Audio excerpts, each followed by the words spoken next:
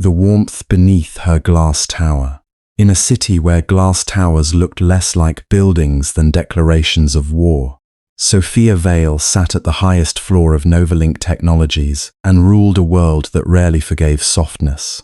She was 31, impossibly wealthy, publicly admired, privately feared, and every article about her seemed to use the same words: cold, precise, untouchable. Ethan Park belonged to another version of the same city, one where rent was counted by the day. Talent did not come with a degree, and people learned early that rich people smiled only when there was profit in it. Their worlds should never have touched, except that on the morning NovaLink opened its recruitment summit to the public, a system failure exposed something more dangerous than technical weakness. It revealed who panicked, who performed, and who quietly understood how broken things could still be saved. Sophia did not like public events. She endured them because NovaLink needed to appear accessible, innovative, humane. The company's communications department had spent 3 months designing the recruitment summit as a beautiful message to the market. Young talent, open opportunity, the future of technology under one roof. Outside the convention center, banners fluttered between polished steel columns, showing smiling graduates from elite universities standing beside NovaLink's blue-white logo. Inside, cameras moved like restless insects. Investors, journalists, applicants, executives, all of them lifted their faces when Sophia Vale entered. She did not walk quickly. She never needed to. A cream silk blouse, a charcoal suit tailored so perfectly it looked almost severe, hair pinned low at her neck, a face composed not by arrogance but by years of self-control. People lowered their voices before she reached them, some out of respect, some out of fear, most because money at her level altered the air around it. Mrs. Vale, one question: Sophia, will NovaLink be expanding the quantum security division? Mrs. Vale, is it true the board is considering restructuring? She gave the correct answers. Short, clean, impossible to twist. Her smile, when required, lasted exactly as long as the camera shutters. From the second-floor technical platform, Ethan Park watched the scene while kneeling beside a stack of backup routers. He wore a temporary staff badge clipped to the pocket of a faded black shirt. His sleeves were rolled up. There was a thin scratch across one knuckle from where a rack panel had bitten him that morning. Unlike the applicants downstairs in new suits and polished shoes, Ethan had not come to impress anyone. He had come because the staffing agency paid by the day, because his sister Lena's tuition deposit was due next week, and because the night bus from his neighborhood to the convention center was cheaper before sunrise. Still, he looked. It was difficult not to look at Sophia Vale. Not because she was beautiful, though she was. It was the way 1,000 people seemed to turn toward her as if waiting for heat from a sun that gave none. Ethan had grown up around people who shouted when they wanted to be believed. Sophia did not raise her voice. She simply spoke, and men twice her age adjusted themselves around her silence. "She's exactly like they say," muttered Owen. Another temporary technician crouched near Ethan, ice in heels. Ethan tightened a cable tie. "Maybe ice keeps systems from overheating," Owen laughed. "You defending billionaires now?" "No," Ethan said, eyes still on the floor below. "Just saying people like making simple stories about strangers." It was not sympathy. Ethan had little to spare for people born above consequences.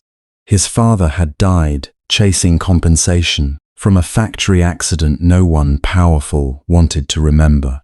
His mother had worn herself thin between hospital corridors and debt collectors before grief took the rest of her. Men in expensive suits had signed letters that sounded regretful and changed nothing. To Ethan, NovaLink was not a dream employer, it was a machine, and yet machines could be understood. At 10:37, the first signal dropped. No one noticed except the technicians.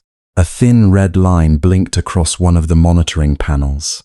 Ethan glanced at it, frowned, and leaned closer. "Main demo server's lagging," Owen said. Probably traffic. Ethan did not answer. His eyes moved across the logs, fast and quiet, authentication loops, packet duplication, a strange rerouting pattern that looked accidental, only if one wanted badly not to see intention. Downstairs, the keynote presentation began. NovaLink's Senior Vice President of Engineering stood beneath a screen, 3 stories high, speaking about predictive infrastructure and the moral responsibility of technology. Behind him, a live demonstration prepared to connect hospital emergency networks, autonomous transit data, and disaster response modeling into one seamless simulation. The kind of demonstration investors loved. The kind of demonstration that could become a disaster if it failed in public. Ethan's fingers hovered over the keyboard. "This isn't traffic," he said. Owen leaned in. "What?" Before Ethan could explain, the screen behind the vice president flickered. A ripple passed through the crowd. The map froze. The hospital nodes began blinking out one by one. On the central control deck, senior NovaLink engineers straightened. Someone cursed under their breath. Another voice snapped. "Switch to mirror server. Mirror is contaminated too. Isolate the presentation environment." "We can't. It's bridging into the live sandbox." The words traveled upward through comms, sharp with controlled panic. Sophia, seated in the front row beside 3 board members, lifted her gaze to the screen. That was all. No visible alarm, no dramatic movement. But Ethan, watching from above, saw something change in her posture, a stillness that was not ignorance, but calculation. The vice president kept speaking, his smile strained. The audience began murmuring. Journalists lifted phones. Ethan opened a diagnostic window he was not authorized to access. Owen grabbed his wrist. "Hey, we're temps." Ethan looked at the screen. More nodes were dropping. In 90 seconds, the failure would not just embarrass NovaLink. It would expose the summit network, including applicant data, executive devices, maybe investor terminals connected through the private guest layer. Whoever designed the disruption and had used the demonstration as a door. "Then nobody will blame us for doing nothing," Ethan said. He pulled free. He did not attack the visible failure. That was what the senior engineers were doing, and it was exactly why they were losing time. Ethan followed the rhythm beneath it, the misdirection, the false congestion, the way each reroute triggered a defensive response that made the bridge wider. It felt, strangely, like listening to an argument through a wall. People lied in patterns. Systems did too. He killed the automated recovery protocol. Downstairs, an engineer shouted, "Who shut down recovery?" Ethan ignored him. He spun up a bare container, stripped permissions, redirected the demo feed into an isolated local loop, then used the corrupted traffic against itself, trapping it inside a false mirror that reported success, while starving it of access. His hands moved with the concentration of someone who had learned not in classrooms, but in long nights when failure meant unpaid bills and no second chance. The big screen flickered once. Then the map stabilized. Hospital nodes returned. Transit lines pulsed blue. Disaster response routes unfolded across the virtual city in elegant threads of light. The vice president's voice regained confidence, though he clearly had no idea why the miracle had occurred. Applause rose, uncertain at first, then relieved. On the front row, Sophia did not clap. She turned her head slowly and looked up toward the technical platform. Ethan felt the look land before he understood she was looking at him. Their eyes met across distance. Cameras, money, class, noise. Her expression did not soften, but it sharpened in a different way. No longer the attention of a CEO watching an employee, but of a person who had just seen a hidden door open where everyone else had seen a wall. 10 minutes later, Ethan was escorted to a restricted conference room behind the main hall. He expected to be fired, possibly sued. Temporary workers did not override security protocols at billion-dollar companies and receive thank-you notes. The room smelled faintly of coffee and expensive leather. Its glass wall overlooked the summit floor, where the world had already decided nothing serious had happened. 3 executives stood near the far end, speaking in low, displeased voices. One of them, silver-haired and narrow-eyed, looked Ethan over as though poverty might be contagious. Sophia stood by the window, tablet in hand. "Ethan Park," she said. It was not a question. He nodded, yes.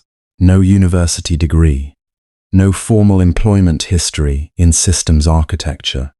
Temporary technical contractor assigned through Eastline Staffing. You've applied to NovaLink twice and were rejected by automated screening both times. The words were factual, but Ethan still felt them strike places he usually kept covered. "That sounds right," he said. One executive scoffed. "Mrs. Vale, with respect, he accessed protected controls during a public event." "With competence," Sophia replied. "With unauthorized access. Because authorized people were failing." The room chilled. Ethan should have enjoyed that. He did not. Her defense was too clean, too distant, like a blade laid on a table. Sophia finally looked at him directly. "Explain what you saw," so he did. At first he kept it brief, assuming they would interrupt. But Sophia asked one precise question, then another. Not the questions executives asked when they wanted to sound intelligent. The questions of someone who understood enough to know where understanding ended. Ethan found himself describing the traffic pattern, the false recovery trap, the human assumption built into the attack. "Whoever designed it," he said, "expected your engineers to trust the system's own emergency response. And you didn't. I don't trust anything that asks to be trusted that quickly." For the first time, something nearly like amusement touched Sophia's eyes. The silver-haired executive folded his arms, a convenient philosophy for someone with no credentials. Ethan turned to him. "Cretigels wouldn't have stopped that breach." "No, but discipline might have stopped you from violating hierarchy." Sophia placed her tablet on the table. The sound was soft, but everyone stopped. "Hickory did not save us today. Pattern recognition did."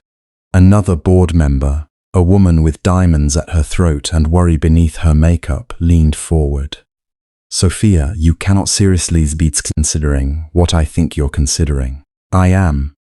He's a temp technician. He is observant under pressure, resistant to panic and willing to act when the cost of inaction is higher than the cost of blame. Ethan stared at her. He had been insulted in polished rooms before. He had been dismissed by automated emails, by receptionists, by interviewers who liked his test results, until they saw his education line. But he had never heard someone powerful describe him accurately without turning it into charity. Sophia turned to him. "I need an executive assistant." A silence opened. Ethan almost laughed. "I'm sorry? My previous assistant resigned last month. The role requires technical literacy, discretion, speed, and the ability to understand people who say one thing while doing another." The silver-haired man's face hardened. "Sophia." She did not look away from Ethan. "The salary is standard for executive office senior staff. Housing stipend included. Probation period 3 months. You will be overworked, disliked, watched and blamed for things you did not do." "That's the pitch?" Ethan asked before he could stop himself. "That is the truth." It should have sounded cold. Instead, it sounded almost respectful. Ethan thought of Lena's tuition invoice folded inside his jacket pocket. He thought of the apartment radiator that knocked all night and still gave no heat. He thought of his father, who once told him never to bow for bread, and his mother, who quietly taught him pride was easier to keep when the electricity stayed on. "Why me?" he asked. Sophia's gaze held his steady and unreadable. "Because you noticed the hidden structure, and because when you solved the problem, you didn't look around to see who would praise you." No one in the room moved. For one dangerous second, Ethan felt seen. Then the feeling frightened him, so he stepped back from it. "I'm not a corporate person," he said. "I noticed I don't own suits." "That can be corrected." I don't flatter people. That would be inconvenient if I needed flattery. And if this is pity, it isn't. Her answer came so quickly that it cut through the air. Something in Ethan went quiet. Sophia softened only by a fraction, but in a woman like her, a fraction was a confession. Pity is inefficient, Mr. Park. I don't hire people to feel generous. I hire them when I believe they can change the outcome.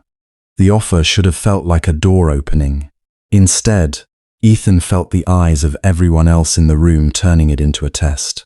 A poor man offered a place beside a billionaire woman. A mistake, they thought, a threat, a useful tool. He knew those categories. He had lived beneath them all his life. But Sophia Vale, coldest woman in the industry, did not look at him like a beggar at the gate. She looked at him like a variable no one else had accounted for. I'll need to read the contract, he said. Maya Chen, NovaLink's legal counsel, who had been silent near the corner until then, gave the smallest approving nod. Sophia saw it too. Of course, Sophia said, Miss Chen will send it by noon. The meeting broke with visible reluctance.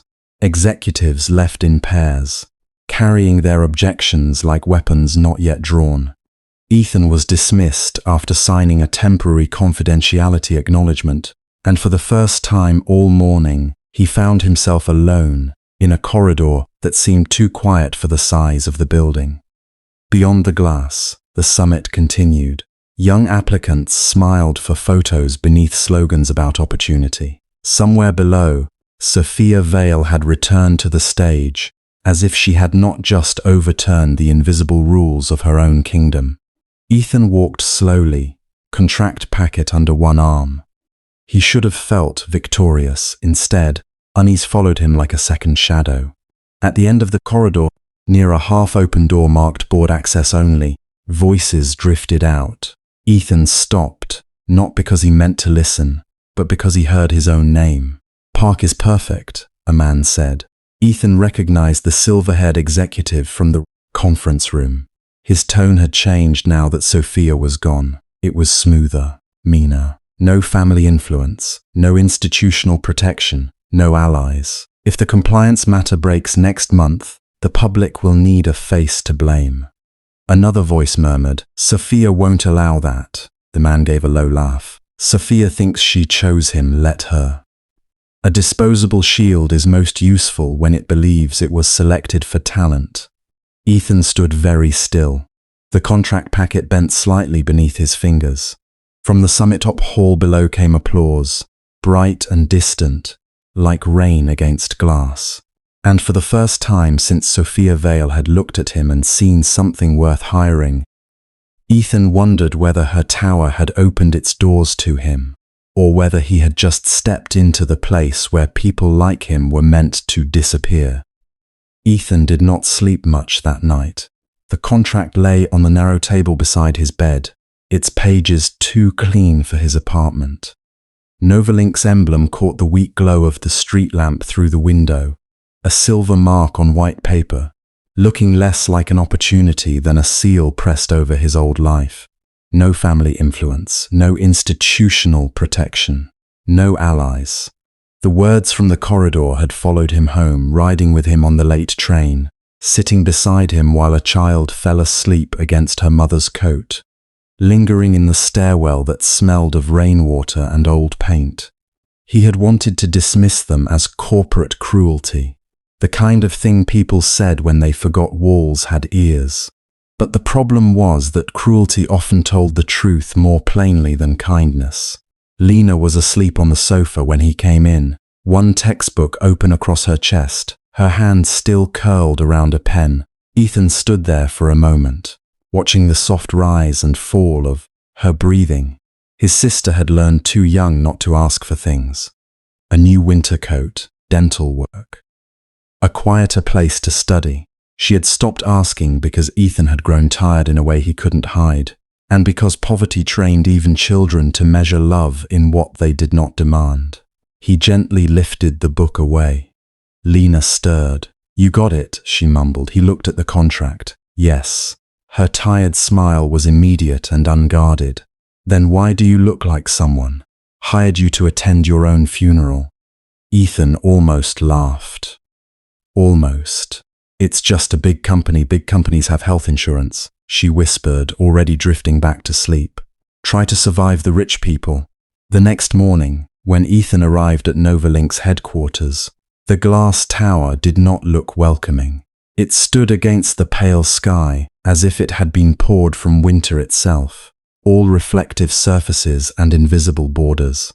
At street level, security gates opened for employees with badges that flashed green. Men and women in dark coats moved with practiced speed, carrying coffee as if it were fuel for a war no one admitted was happening. Ethan's temporary badge caused a soft red delay at the gate. It lasted less than 2 seconds, but the guard's eyes moved from his shoes to his face, measuring what the system had already implied, not quite approved. Executive floor, Ethan said. The guard's expression changed, not warmer, more alert. This way. He was led past the main elevators to a discreet corridor paneled in smoked oak. At the end stood a single elevator, with no visible buttons, only a black glass panel. The guard tapped his card, then stepped back as if he had opened a shrine. Miss Vale's private access. Ethan entered alone. The doors closed without sound. As the elevator rose, the city fell away beneath him in quiet slices.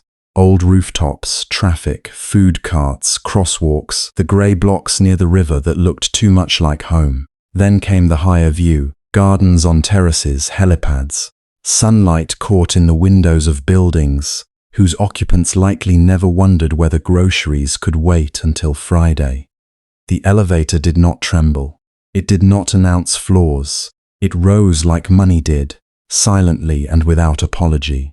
When the doors opened, Sophia Vale's world waited. Her executive floor was not decorated so much as disciplined.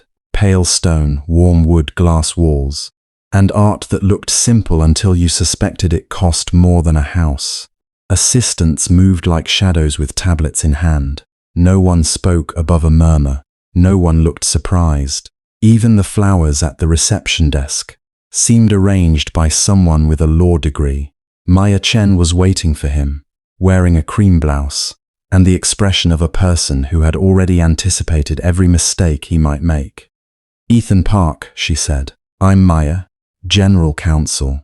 Ms. Vale asked me to help you survive your first week. Only the first week.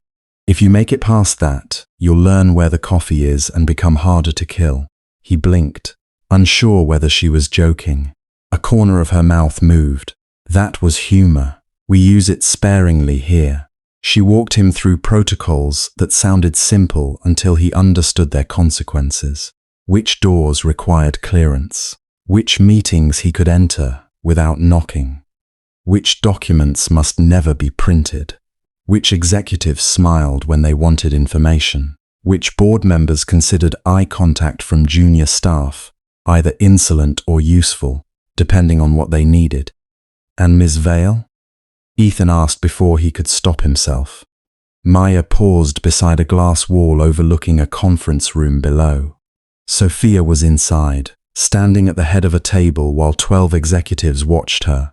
She was dressed in black again, her hair tied low, her face composed with the kind of beauty that discouraged warmth. On the screen behind her, a product launch timeline glowed in blue and white. "Mrs. Vale," Maya said, "doesn't waste cruelty. If she cuts, there is usually a reason. Try not to bleed dramatically before you understand why." Ethan looked at Sophia through the glass. At that exact moment, she said something to the room. One of the senior directors lowered his gaze. Another closed his laptop slowly, as if surrendering a weapon. Ethan thought of the corridor. A disposable shield is most useful when it believes it was selected for talent. "Good to know," he said. Maya glanced at him, sharp enough to catch the lie, but kind enough not to name it. By noon, Ethan had learned that luxury had its own violence. It was not loud. It came in the way people made decisions about unseen lives while sipping sparkling water. It lived in sentences like, "We can absorb the reputational cost and transfer the underperforming division before the audit window." It hid behind polished tables and Well-timed nods. At 12:17, Sophia called him into her office. Her office was large but not indulgent. No gold statues, no wall of vanity awards. Just an expansive desk, shelves of technical journals, a model of an early NovaLink circuit board, and a wide window that made the city look like something she owned but did not enjoy. She did not ask whether he was settling in. Instead, she slid a tablet across the desk. Cancel this outreach allocation. Ethan looked down. Project name: Bridge Start Community Lab Initiative. Amount: $480. Purpose: after-school coding labs, device refurbishment, youth training in under-resourced districts. His fingers tightened around the edge of the tablet. Cancel it? Yes. It says the first center is scheduled to open next month. I'm aware. He looked up. Sophia was reviewing another document, her pen moving with calm precision. May I ask why? No. The answer landed colder than if she had raised her voice. Ethan felt heat creep up his neck. He thought of Lena studying under a flickering lamp, of kids in his building sharing one old laptop in the laundry room because the Wi-Fi was stronger there. He thought of wealthy people applauding themselves for generosity, then withdrawing it with one clean signature. You want me to notify the community partners? Sophia's pen stopped. I want you to cancel the allocation. Finance will handle external. External language, Ethan repeated softly. Her gaze lifted then. For the first time that day, her attention fell on him fully. In this company, Mr. Park, imprecise compassion can cause more damage than delayed compassion. Execute the instruction. There it was, the tower speaking through her. Beautiful, expensive, unreachable. Yes, Ms. Vale. He took the tablet and left before anger could become expression. Outside, one of the senior assistants, a man named Caleb, watched him with the faint amusement reserved for newcomers. First cut? Caleb asked. Ethan didn't answer. You'll get used to it. She cancels, freezes, restructures. People cry downstairs. Stock goes up upstairs. She cancels charity projects too? Caleb's smile thinned. Charity is branding with tax benefits. Don't look so wounded. Ethan wanted to tell him that not everyone had the luxury of cynicism. But on this floor, sincerity felt like bringing a candle into a server room, small, warm, and easy to extinguish. He spent the afternoon buried in logistics, calendar blocks, encrypted messages, and names that seemed to carry inherited authority. Victor Hale appeared on 3 meeting threads before Ethan ever saw him again. Each time the tone around his name shifted. People became cautious, formal. Even Maya's replies grew shorter. At 4 o'clock, Sophia left for a board preparation meeting, instructing Ethan to compile a folder from her secure inbox.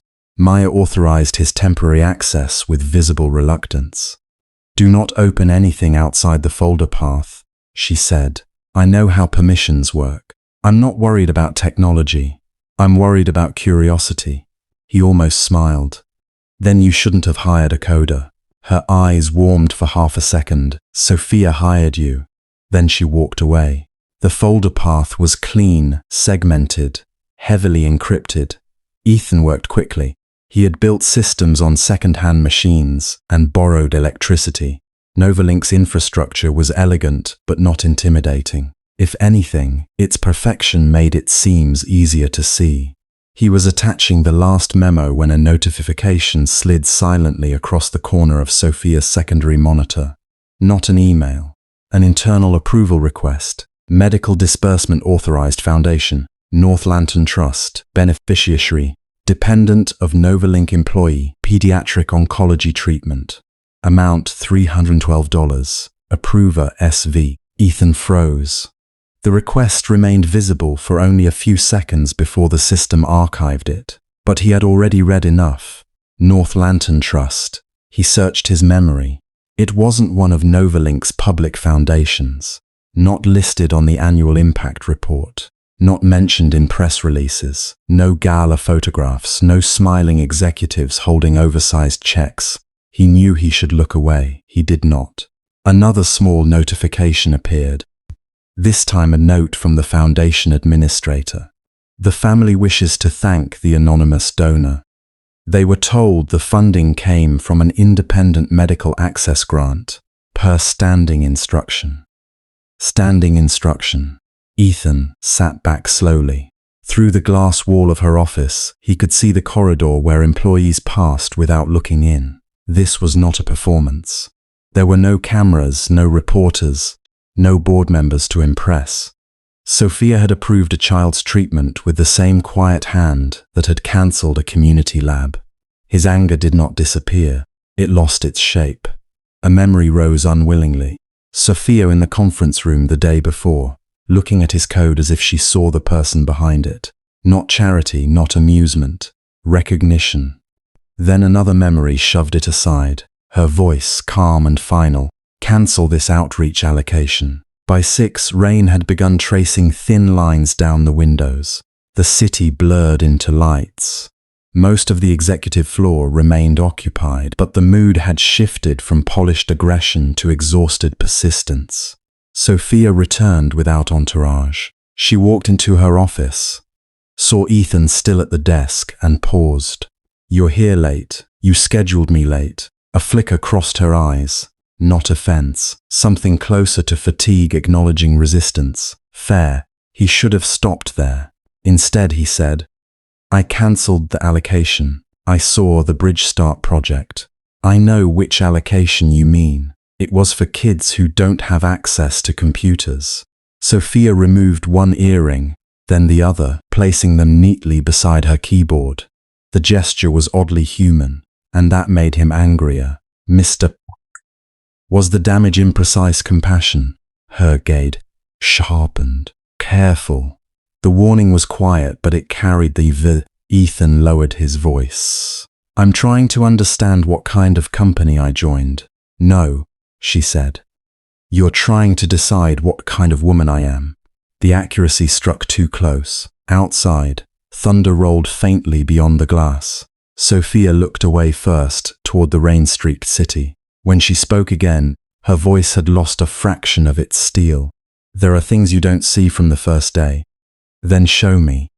For a moment, silence held between them, wide and dangerous. Something in Sophia's expression moved, almost like pain before it learned to hide. But then the door to her office opened after a brief knock, and Maya stepped in. "The 7 o'clock call has been moved up. Victor is on the line with Frankfurt, and he's asking why the compliance packet wasn't routed through him." Sophia's face closed. "Tell him because he isn't compliance." Maya's mouth tightened. He anticipated that answer. Then he can enjoy being right. The warmth, if Ethan had imagined it, was gone. Sophia was again the woman of glass and command, a CEO whose softness existed only in system notifications no one was supposed to read. She turned back to Ethan. "You can leave." It was not cruel.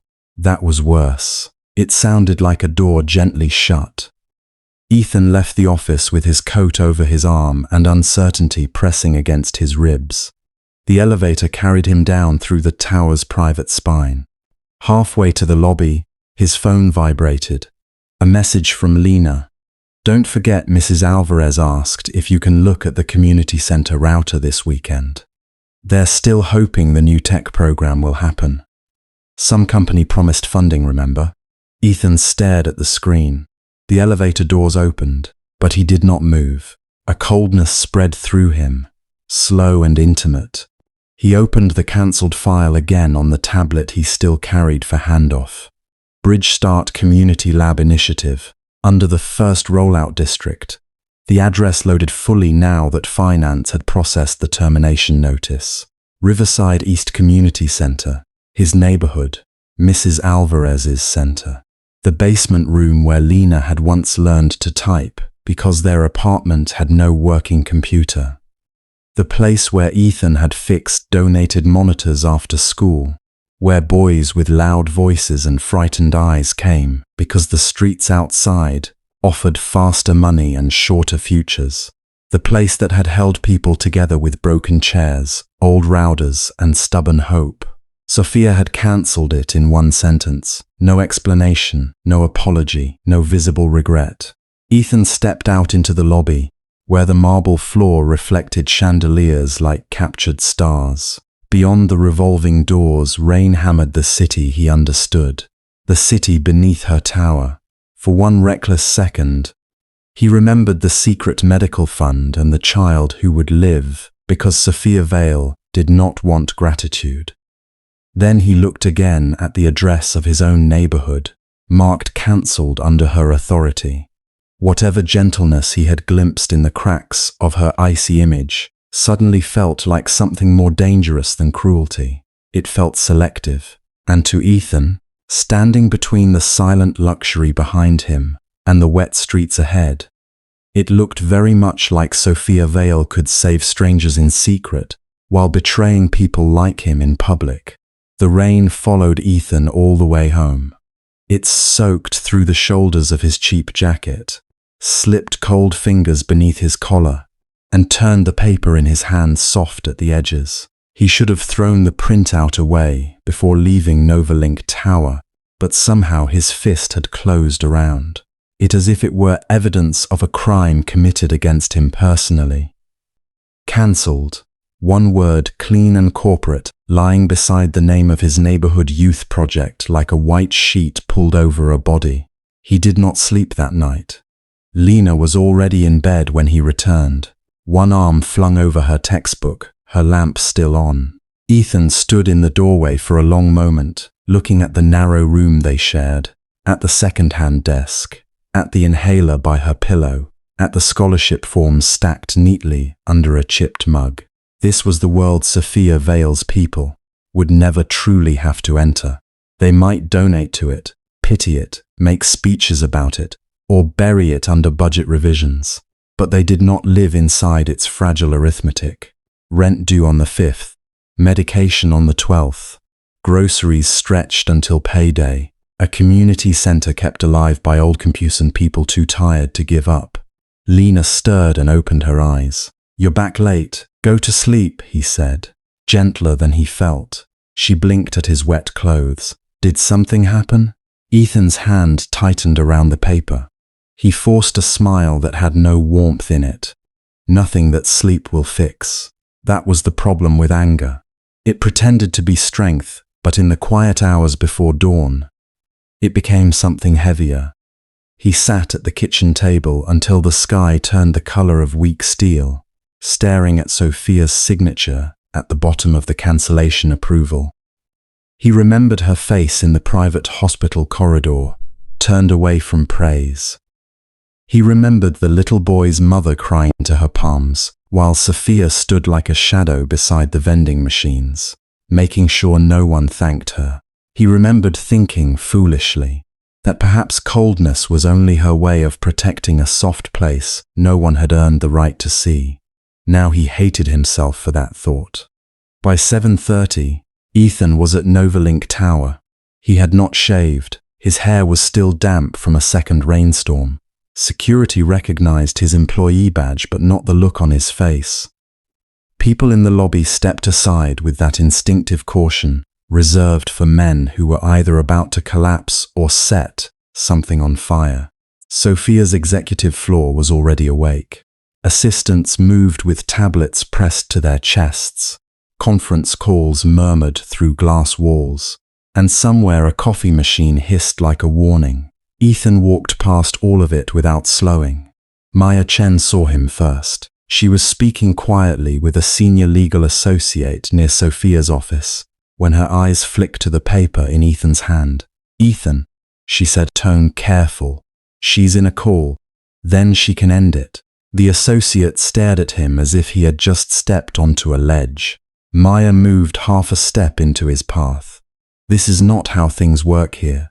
He looked at the closed doors of Sophia's office. Maybe that's the problem. Before Maya could stop him, Ethan knocked once and opened the door.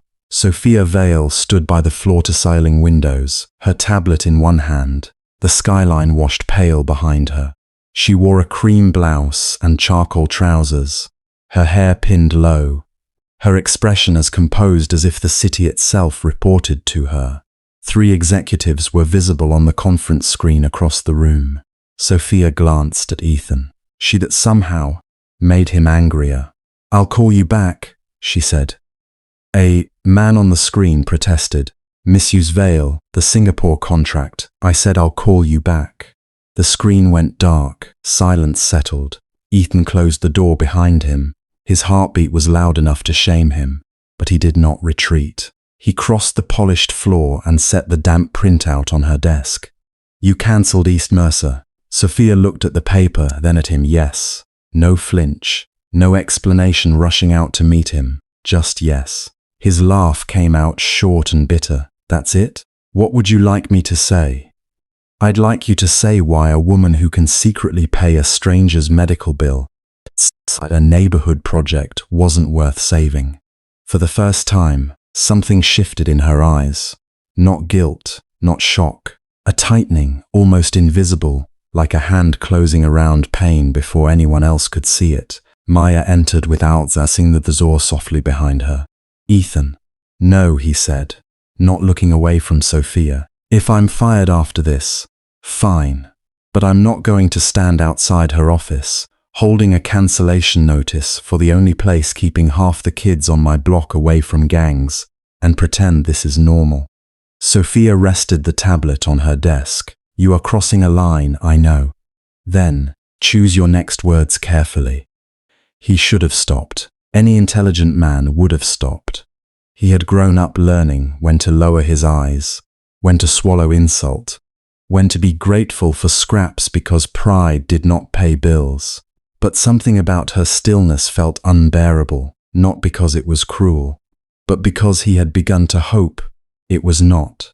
So he said, "Maybe you only like helping people when they don't know your name. Maybe it feels cleaner that way.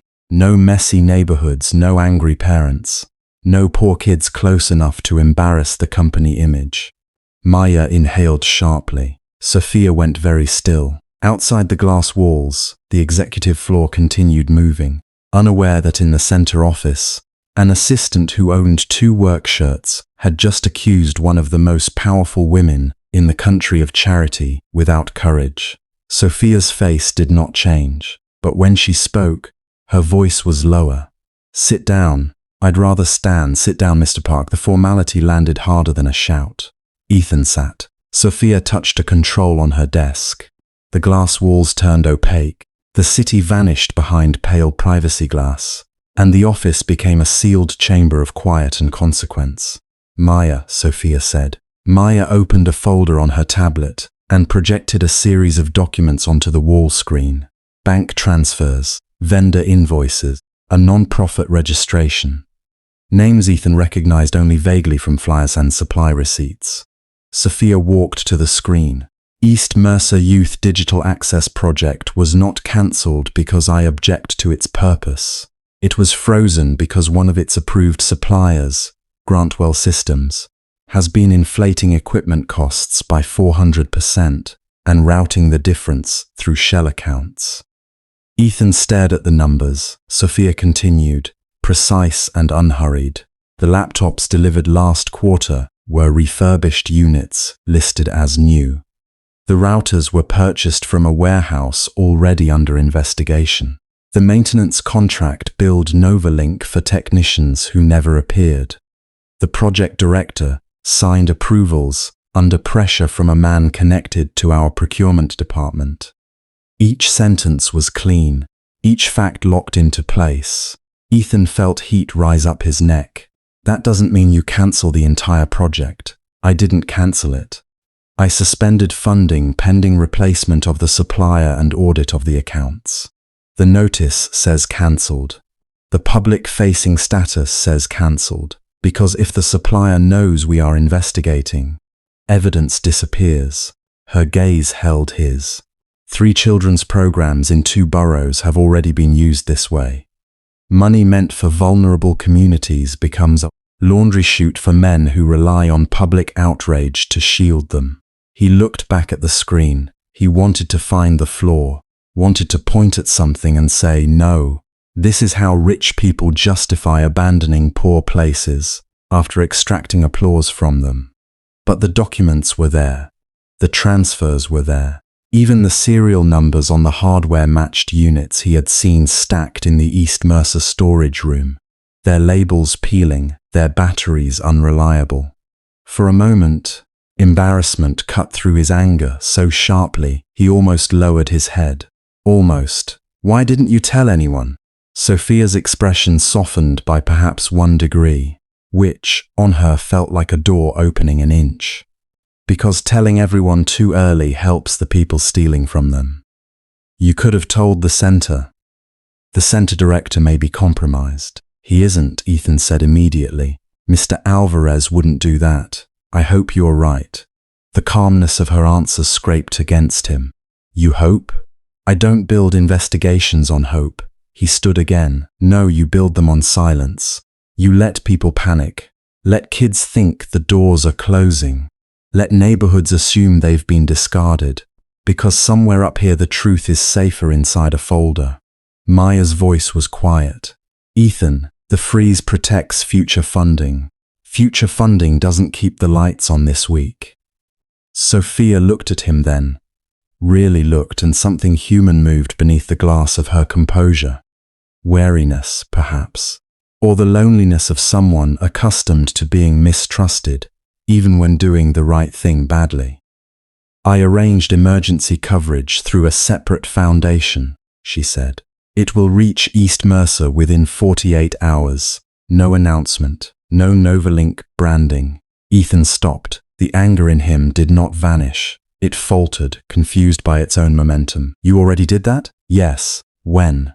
Before signing the suspension. Of course she had. Quietly, invisibly, in that infuriating way of hers that made gratitude difficult because it arrived disguised as injury. He looked away first.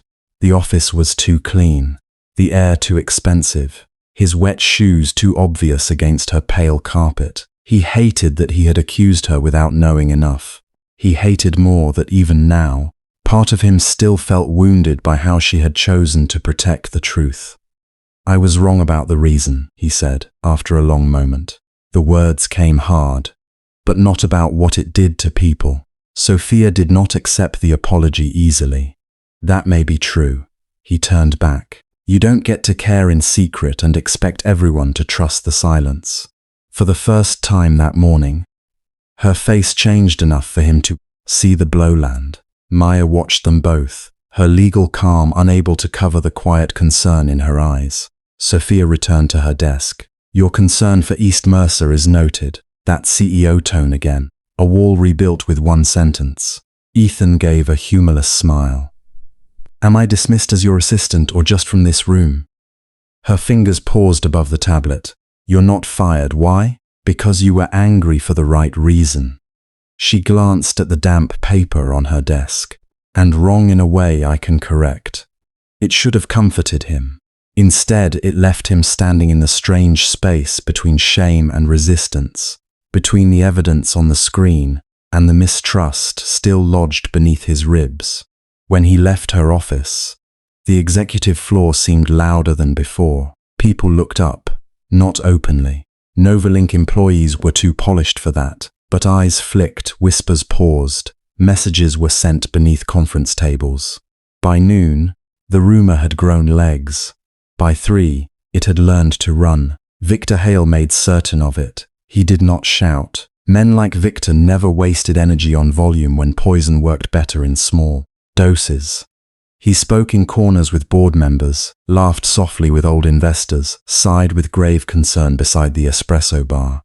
A young man from nowhere, given direct access to Sophia's calendar and private files. I admire compassion, but judgment matters. Then, later, to a director whose family name opened doors before he touched the handle.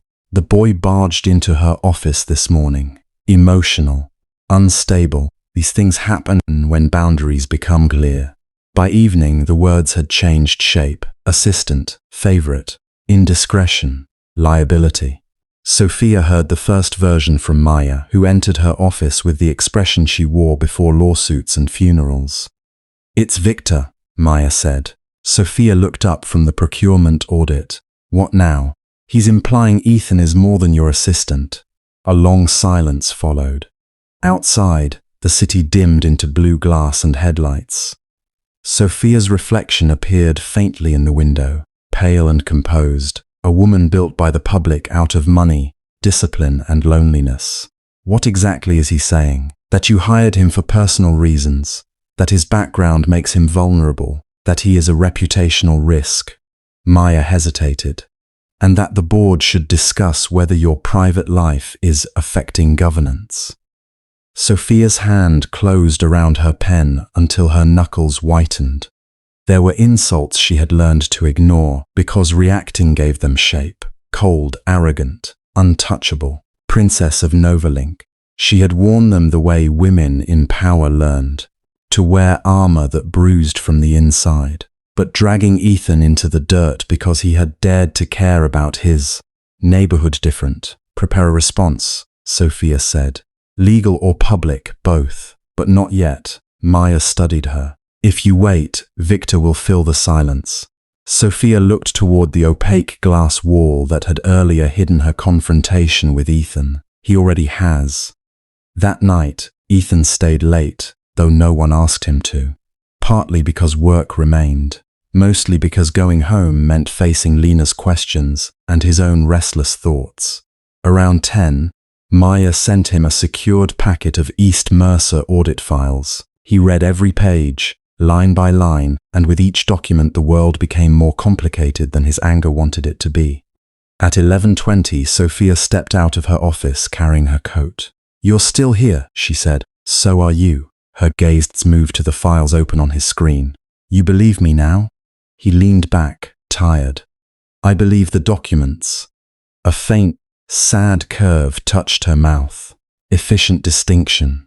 He should have said more. He should have apologized properly, perhaps.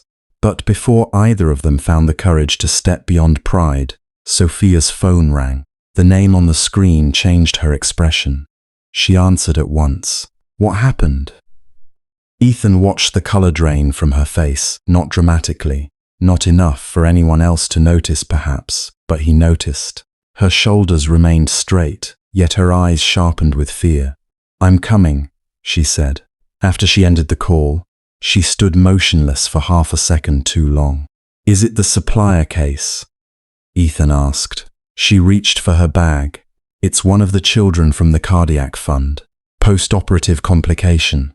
He remembered the boy, the vending machines, the mother's trembling hands. Sophia was already moving toward the elevator. Ethan followed without thinking. "I'll drive." She turned. "You don't have to. I know." For a moment she looked as if she might refuse him simply to preserve the familiar shape of distance. Then fatigue softened something in her. "All right." The hospital at midnight had its own kind of honesty. Fluorescent lights washed status away. Billionaires and janitors sat beneath the same anxious silence, waiting for doctors to emerge through doors that did not care about power. Sophia stood near the pediatric ward window, her coat folded over one arm, her face stripped of its boardroom frost. The boy stabilized after an hour. His mother cried again. This time from relief she tried to kneel. Sophia stopped her gently before she could. "Please don't," Sophia said, her voice almost too soft to hear. "Just stay with him." Ethan stood a few steps behind, watching. There it was again, the hidden warmth beneath the glass tower. Not selective, perhaps, not false, but secretive to the point of harm given in ways that left no bridge for trust to cross. When they finally left the housebroken, the air was cold, rinsed clean after rain. Sophia walked beside him in silence, looking smaller without the tower around her, and more unreachable because of it. At the curb, Ethan opened the car door. "Sophia," he said. She paused. It was the first time he had used her first name outside an emergency. "I'm sorry for what's said this morning." Her eyes met his. Under the hospital lights, they looked less like ice than water kept still by force. "I know," she said. It was not forgiveness exactly, but it was not rejection. And perhaps for people like them, standing on opposite sides of so many invisible walls, that was already something. Neither of them noticed the man across the street lowering his phone. By 7:30 the photo was everywhere. Sophia Vale, billionaire CEO, leaving a hospital before dawn with her young assistant Ethan Park, his hand on the car door, her face tired, unguarded, almost intimate in the pale light. The caption spread faster than any truth could follow. NovaLink's Ice Queen and her basement boy toy. Charity visit or midnight affair. By 8 o'clock, the glass tower of NovaLink Technologies no longer looked like a building. It looked like a courtroom. Every screen in the lobby was muted, but the headlines moved like knives. Employees slowed down without meaning to. Assistants pretended to check messages while reading every word. Security guards stood straighter than usual, as if discipline could keep gossip from crossing the marble floor. Ethan walked in through the side entrance with a paper cup of coffee gone cold in his hand. He had not slept. He had spent the early morning watching his own faith appear beside Sophia's on every business channel, entertainment feed, and anonymous forum that enjoyed turning people into evidence. In the photo, he was opening a car door for her. That was all. But the world had looked at that single gesture and decided it understood everything.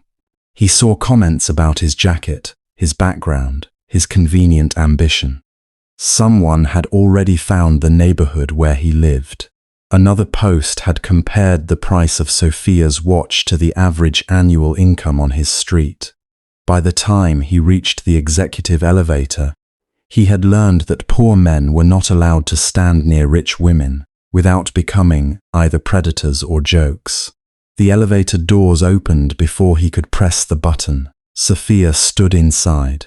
She wore a pale grey suit, her hair pinned neatly behind her ears, her expression calm enough to make the entire scandal seem like weather happening to someone else. Only the faint shadow beneath her eyes betrayed the night behind her. For 1 second, neither of them spoke. Ethan stepped in. The doors closed. The silence inside was not awkward. "You saw it," Sophia said. "Yes, I'm sorry." He turned to look at her. "Why are you apologizing to me?" "Because they will say cruel things. They already have." Her fingers tightened almost imperceptibly around the slim tablet in her hand. "Maya is preparing a statement. It will deny an inappropriate relationship and emphasize professional boundaries. And the hospital. No details." Ethan frowned. "If you explain why we were there, I can't." The elevator climbed. Numbers flashed above them, cold and orderly. Ethan remembered the elderly man in the hospital bed, his hand so thin that the veins looked drawn beneath the skin.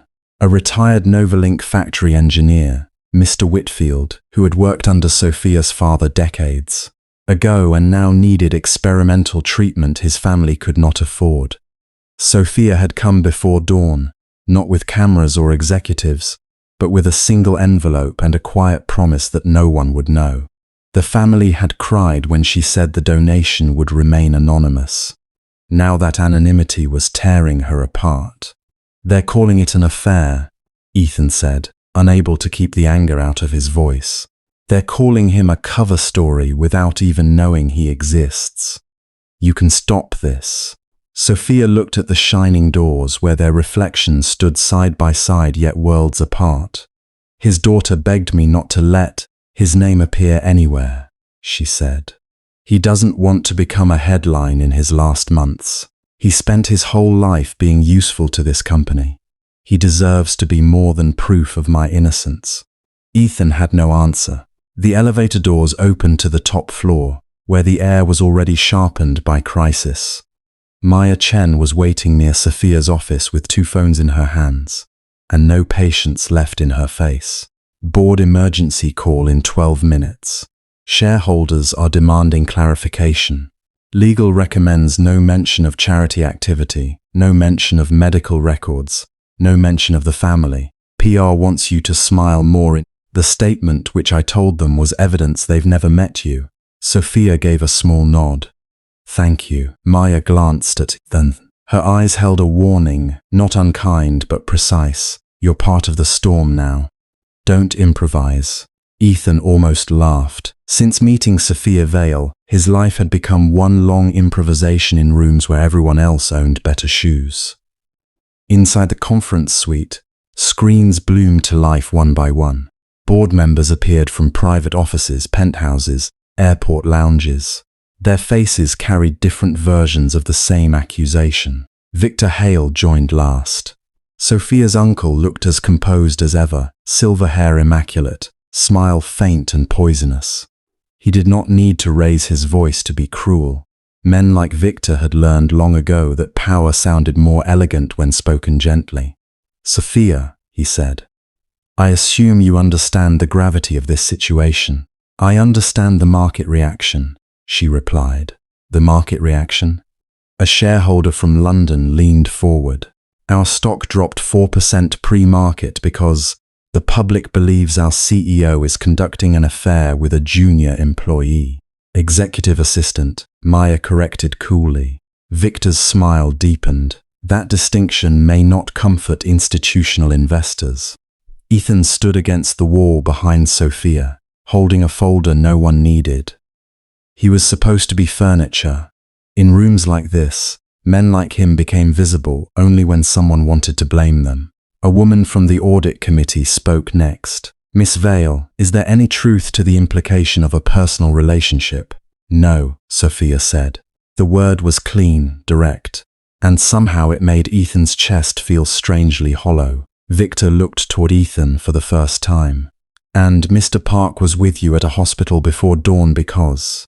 Sophia's face did not change. "Company-related private matter." "Private?" Victor repeated softly. "Convenient word." Maya's voice cut in. "Medical and philanthropic confidentiality are protected by internal policy and legal ethics." Victor spread his hands. "No one is asking for a patient's chart, Miss Chen. We are asking whether my niece's judgment has been compromised by sentimental attachment to an employee whose background, as far as I understand, is rather unconventional." Ethan felt the room turn toward him without moving. Unconventional, a polite word for poor, a polished word for unqualified, a gentleman's word for not one of us. Sophia lifted her eyes. "Mr. Park was hired because he identified a security flaw your entire compliance team missed, and now his presence has introduced reputational risk. My uncle," Sophia said, her tone still even, "has always been very concerned with reputation." It was the kind of sentence that sounded harmless until one noticed Victor's jaw tighten. For the next 40 minutes, Sophia sat beneath a rain of measured insults. They questioned her boundaries, her judgment, her age, her emotional fatigue. They mentioned her father twice, each time with a softness that felt like theft. No one shouted, no one needed to. Wealth had its own vocabulary for humiliation. Ethan watched her take every blow without flinching. She did not defend her kindness. She did not tell them about the retired engineer whose pension had been swallowed by illness. She did not tell them how she had sat beside a woman in a hospital corridor and listened to her fear with more patience than most people gave their own families. She simply let herself be misunderstood because the truth belonged to someone weaker than she was. For the first time, Ethan understood that Sophia's silence was not arrogance. It was a locked room where she stored everyone else's pain. When the call ended, the screens went dark. Maya exhaled first. "I hate rich people," she said flatly, then glanced at Sophia. "Present company excluded on a probationary basis." Sophia's mouth curved by the smallest degree, but it vanished quickly. "Press outside? Front entrance, west garage, and probably your nightmares," Maya replied. "We can move through the service," Sophia said. "If I hide, they'll chase harder." Ethan stepped forward. "Let me go first." Maya stared at him. "Did you miss the part where you are the second half of the headline?" "I know what they want from her," Ethan said. "A crack if they see me first, they'll waste questions on..." Sophia turned. "You don't have to protect me." There was no warmth in her voice, but there was something more fragile, a warning perhaps, or a plea not to promise what he could not afford. Ethan looked at her, at the woman who could buy buildings, but would not spend one stranger's privacy to purchase her own peace. I'm not protecting you because I have to, he said. I'm doing it because they're wrong. For a moment, the room quieted around them. Sophia seemed about to speak, but Maya's phone buzzed. She checked it and cursed under her breath. They're at the side exit too. So they went down together. The lobby had become a bright, hungry chaos beyond the security line. Cameras lifted as soon as Sophia appeared. Questions burst through the air before the doors even opened. Miss Vale, are you denying the relationship? Did Mr. Park receive special treatment? Is this why he was promoted so quickly? Mr. Park, how long have you been involved with her? Ethan felt the first shove of microphones before he fully stepped outside. Security moved around Sophia, but the crowd bent toward her like iron filings to a magnet. Her face remained calm, yet he saw the fatigue behind it now. He saw how tightly she held herself together, as if one loose breath might become blood in the water. A reporter pushed closer, voice sharp. Miss Vale, was the hospital visit related to a pregnancy scare? Something in Ethan went cold. Sophia stopped walking. It was only half a second, but Ethan saw the question strike her. Not because it was true, because it was vulgar. Because a woman who led thousands could still be reduced, in one breath, to a body people felt entitled to inspect. Before Maya could respond, Ethan stepped into the narrow space between Sophia and the microphones. No, he said. The reporters pivoted instantly. Mr. Park, are you speaking for Miss Vale? I'm speaking for myself. Then why were you at the hospital? Ethan's mind moved fast, not with the brilliance of code, but with the desperate arithmetic of protecting a stranger's dignity. He could not mention Mr. Whitfield. He could not mention the donation. He could not give them a name. To hunt. He looked directly into the nearest camera. My sister had a medical issue, he said. Miss Vale heard about it after a late work session and offered transport because my car wouldn't start. That's all. The lie landed cleanly. Sophia's head turned toward him. Maya beside her went, very still. The reporters surged. Your sister? What condition? Is she hospitalized now? Did Miss Vale pay for treatment? Ethan let his expression harden. He had spent his life learning how to keep strangers out of the rooms where his family kept their shame, their bills, their fear. My sister is a private citizen, he said. If you want to attack me for being poor enough to need help, go ahead. But leave her out of it. The sentence did what he needed it to do. For one brief, electric moment, the story changed shape. Cameras loved cruelty, but they loved a poor man's wounded pride almost as much. The reporters hesitated, recalculating which angle would sell better. Sophia moved then. Not away from him, not behind him, but beside him. Her voice was calm, clear, and carrying. NovaLink will not comment on private medical matters involving employees' families. Mr. Park's performance will be evaluated by his work, not by speculation about his income, neighborhood, or personal life. That is all. Security closed around them, and the doors shut against the shouting. Inside the elevator back to the executive floors, no one spoke. Ethan could feel his pulse in his throat. The lie had been simple, but consequences were never simple in Sophia's world. His sister's name might now be searched. His life might be dissected. He had stepped into a fire without knowing how far it would spread. Sophia stood beside him, looking at their reflection in the elevator doors. You shouldn't have done that, she said at last. I know. You involved your sister. I didn't give them her name. They'll find it. Maybe. He swallowed. But they won't find Mr. Whitfield. Sophia closed her eyes briefly. It was not relief exactly. It was the expression of someone who had carried a heavy thing alone for so long that help hurt almost as much as abandonment. When she opened her eyes, they were bright, though no tears fell. Why? She asked. Ethan could have said many things. That he owed her, that he hated Victor's smile, that he had misjudged her and was ashamed, that when the reporter asked that filthy question, he had wanted to pull the whole world backward by the collar. Instead, he said the truest thing he had. Because you kept his secret when it cost you something. Sophia looked at him as if she had not known a person could notice that. The elevator reached the top floor. Maya stepped out first, already typing, already repairing the damage. "I'll contain the sister angle," she said. "Ethan, send me anything online about Lena that should be buried. Sophia, don't look at your mother's messages until I've had coffee and a legal pad." But Sophia had already looked. Her phone lit in her hand with Grace Vale's name, then Victor's, then 3 board members, then news alerts multiplying like cracks in glass. She silenced them all. The rest of the day passed in fragments. A prepared statement went out. The stock steadied, not fully recovering but no longer bleeding. The internet split into camps.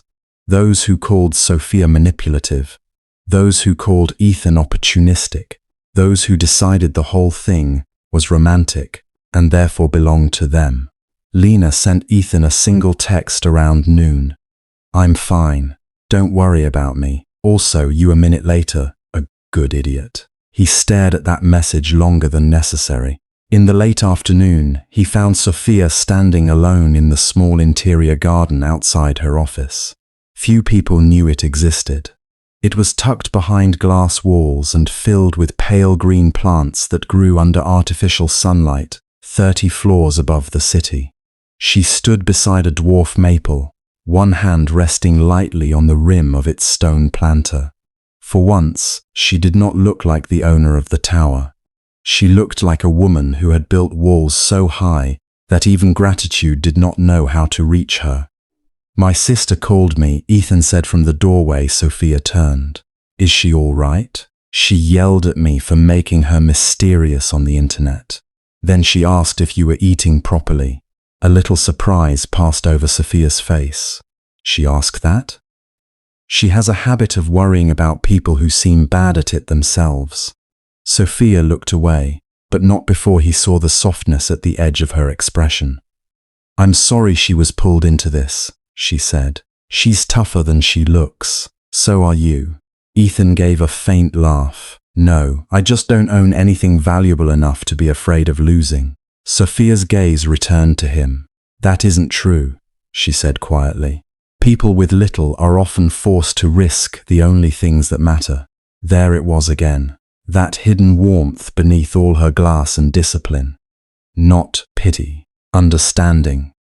Ethan wondered how many years he had spent hating people like her, because it was easier than imagining one of them might be lonely too. Before he could answer, her phone vibrated. Sophia glanced down, expecting another demand, another insult dressed in concern. Instead, the screen showed no caller name, no number, just a message delivered through an encrypted channel that should not have been accessible from outside NovaLink's internetwork. Her face changed. Not much. Only enough for Ethan to notice. "What is it?" he asked. Sophia did not answer immediately. She turned the phone slightly, and Ethan read the words glowing in the dim garden light. "Your assistant is not who you think he is." For a long moment, the garden behind the banquet hall seemed to lose all sound. The music inside still drifted through the glass doors, smooth and expensive. A string quartet playing for people who laughed with champagne in their hands and daggers tucked behind their smiles. But around Sophia and Ethan, the air had tightened into something sharp. "Your assistant is not who you think he is."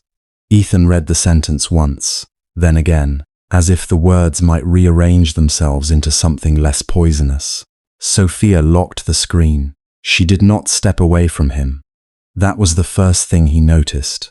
She did not look at him as if he had suddenly become contagious, did not call security, did not ask the question most people of her world would have asked first. How much did he sell her for? Instead, she slipped the phone into the pocket of her black evening coat and said, "We should go back inside." Ethan's throat felt dry. "You're not going to ask me?" "Not here." The answer was practical, but not cold. That made it worse, because Ethan had been poor long enough to understand suspicion. He knew its taste. He had swallowed it from landlords, from teachers, from bank officers. from men in suits who looked at his worn cuffs and decided his truth was negotiable. But Sophia's quiet restraint struck somewhere deeper. She was not dismissing the message. She was choosing, with deliberate effort, not to wound him in public, and somehow that kindness felt heavier than accusation. They returned to the hall with the measured calm of two people who had both learned that a face could be armor. Sophia resumed her position beneath the chandeliers, accepted congratulations, avoided traps hidden in compliments, and spoke to investors as if encrypted threats arrived on her phone every evening. Ethan stood half a step behind her, holding her schedule tablet. He could feel eyes on him now, or perhaps he only imagined it. Victor Hale was across the room, silver-haired and smiling faintly over the rim of his glass. When his gaze met Ethan's, there was no surprise in it, only satisfaction. That night, Sophia did not ask him to stay behind after the banquet. "Go home," she said as her driver brought the car around. Ethan looked at her. "Miss, you're tired. So are you." Her mouth softened almost invisibly. "I'm used to it." He wanted to say that being used to pain did not mean it. Hurt less. But he was only her assistant, and tonight perhaps, not even that with certainty. So he nodded as the car pulled away. Sophia looked out through the tinted window and watched his figure shrink beneath the hotel lights. His suit was still borrowed from NovaLink's executive wardrobe, the sleeves adjusted hastily by the company tailor, yet he wore it differently from the men inside the banquet hall. They wore luxury, as if it were proof. Ethan wore it as if it were temporary, something he would return undamaged because it did not belong to him. That was the problem, Sophia thought. He did not behave like someone trying to climb, and still someone had warned her. The next morning, Maya Chen arrived in Sophia's office with 2 coffees, 1 legal folder, and the expression of a woman who had slept less than 3 hours but was prepared to sue an entire country if necessary. Sophia stood by the window overlooking the city. Dawn had painted the glass towers pale gold, but her eyes remained on the encrypted message displayed across a secure monitor. Maya read it once. Her brows drew together. This came through the internal channel. Yes. Then either someone inside sent it, or someone outside has access they should not have. Both possibilities are unacceptable. Maya placed the coffee on the desk. "And Ethan?" Sophia did not answer immediately. Outside, far below, delivery trucks moved through the streets, tiny and faithful in the morning cold. People were beginning their day. NovaLink's employees would arrive in waves soon, carding through the lobby, riding elevators, trusting that the company above them was stable. Trust was always the most fragile structure in any empire. "I want his background reviewed," Sophia said. Maya's eyes sharpened. Complete. There was a pause. "You believe the message?" "I believe someone wants me to." Maya studied her friend for a moment. They had worked together long enough for silence to become a shared language. Finally, she opened the folder she had brought. "I already pulled preliminary records after Victor questioned his appointment last week. Nothing criminal, no employment fraud, but there is one irregularity." Sophia turned university disciplinary action. Maya said, 5 years ago, Ethan Park was expelled from Westbridge Institute after a hacking incident. Student records were breached, scholarship accounts, faculty emails, internal grading systems. It was serious. Sophia's fingers tightened around her cup. Why didn't this appear in the standard employment screen? Because the file was sealed after an appeal. The school did not press charges. They accepted his written confession, revoked his enrollment, and closed the matter. A confession? Maya nodded. But there's something odd. The breach required advanced infrastructure access, and according to the timeline, Ethan was working a 12-hour night shift at a ship depot when the first intrusion occurred. Sophia was very still. Maya slid another document across the desk. There was another student involved, Daniel Rhee, son of a trustee. The incident vanished from his record entirely. Sophia looked down at the page. A grainy campus ID photo of Ethan stared back at her, younger, thinner, eyes defiant but exhausted. Beside it was an administrative note. Park accepted full responsibility. No further inquiry recommended. No further inquiry. The phrase had the tidy cruelty of institutions that preferred clean endings to true ones. Sophia should have felt relief. Ethan had likely been protecting someone, or had been forced, or had chosen sacrifice for reasons she did not yet understand. Instead, something uneasy moved in her chest, because she had asked for his secrets without telling him any of hers. That same afternoon, Ethan was sent to archives. It should have been a routine task. Sophia needed old acquisition contracts, digitized for an upcoming board review, and most junior legal assistants were attending compliance training. Ethan took the access badge Maya gave him and descended 3 levels below the main tower, into the part of NovaLink where the air smelled faintly of paper, dust, and locked history. Rows of sealed cabinets stood beneath low white lights. The server hum was distant, like a machine breathing in its sleep. Ethan had always liked archives. They were honest in a way people were not. Documents did not flatter. They did not adjust their tone based on the price of your shoes. They simply waited until someone had the courage to read them. He scanned acquisition files from the early years of Vale Systems, the company Sophia's father had built before NovaLink became a global name. Factories, patents, suppliers, litigation settlements. Most of it was dry and dense, the kind of corporate language designed to drain emotion from consequences. Then a location caught his eye. Hartwell County. His hand paused over the page. The name was small, buried in a facilities risk report from 14 years earlier. But to Ethan, it was not small. Hartwell was the town where he had grown up, the place of rusted fences, winter smoke, and adults who came home with dust in their hair and worry in their pockets. He scrolled to the next file. Hartwell Materials Plant, Structural Incident, Third-Party Liability Review. His pulse changed. He remembered the day of the collapse in fragments, his mother's trembling hands around the phone, his father's boots left by the door, his younger sister Lena crying because no one had picked her up from school on time. He remembered hospital corridors and insurance representatives. He remembered adults lowering their voices whenever he entered the room. His father had survived, technically. That was the word the doctors used, survived. But the injury ruined his lungs, ended his job, and began the debt that eventually swallowed their house, their savings, his mother's health, and Ethan's future in neat monthly installments. Ethan leaned closer to the screen. Vale Systems appeared 3 times, not as owner, not directly, but as technology contractor, compliance auditor, equipment software provider, Sophia's father's company. The room seemed to narrow. No, he told himself, a corporation of that size touched thousands of facilities. A name on a file was not guilt. A contractor was not a murderer. He knew better than to make accusations from shadows. And yet the old anger rose with frightening ease, waking from a place he had buried under work and survival.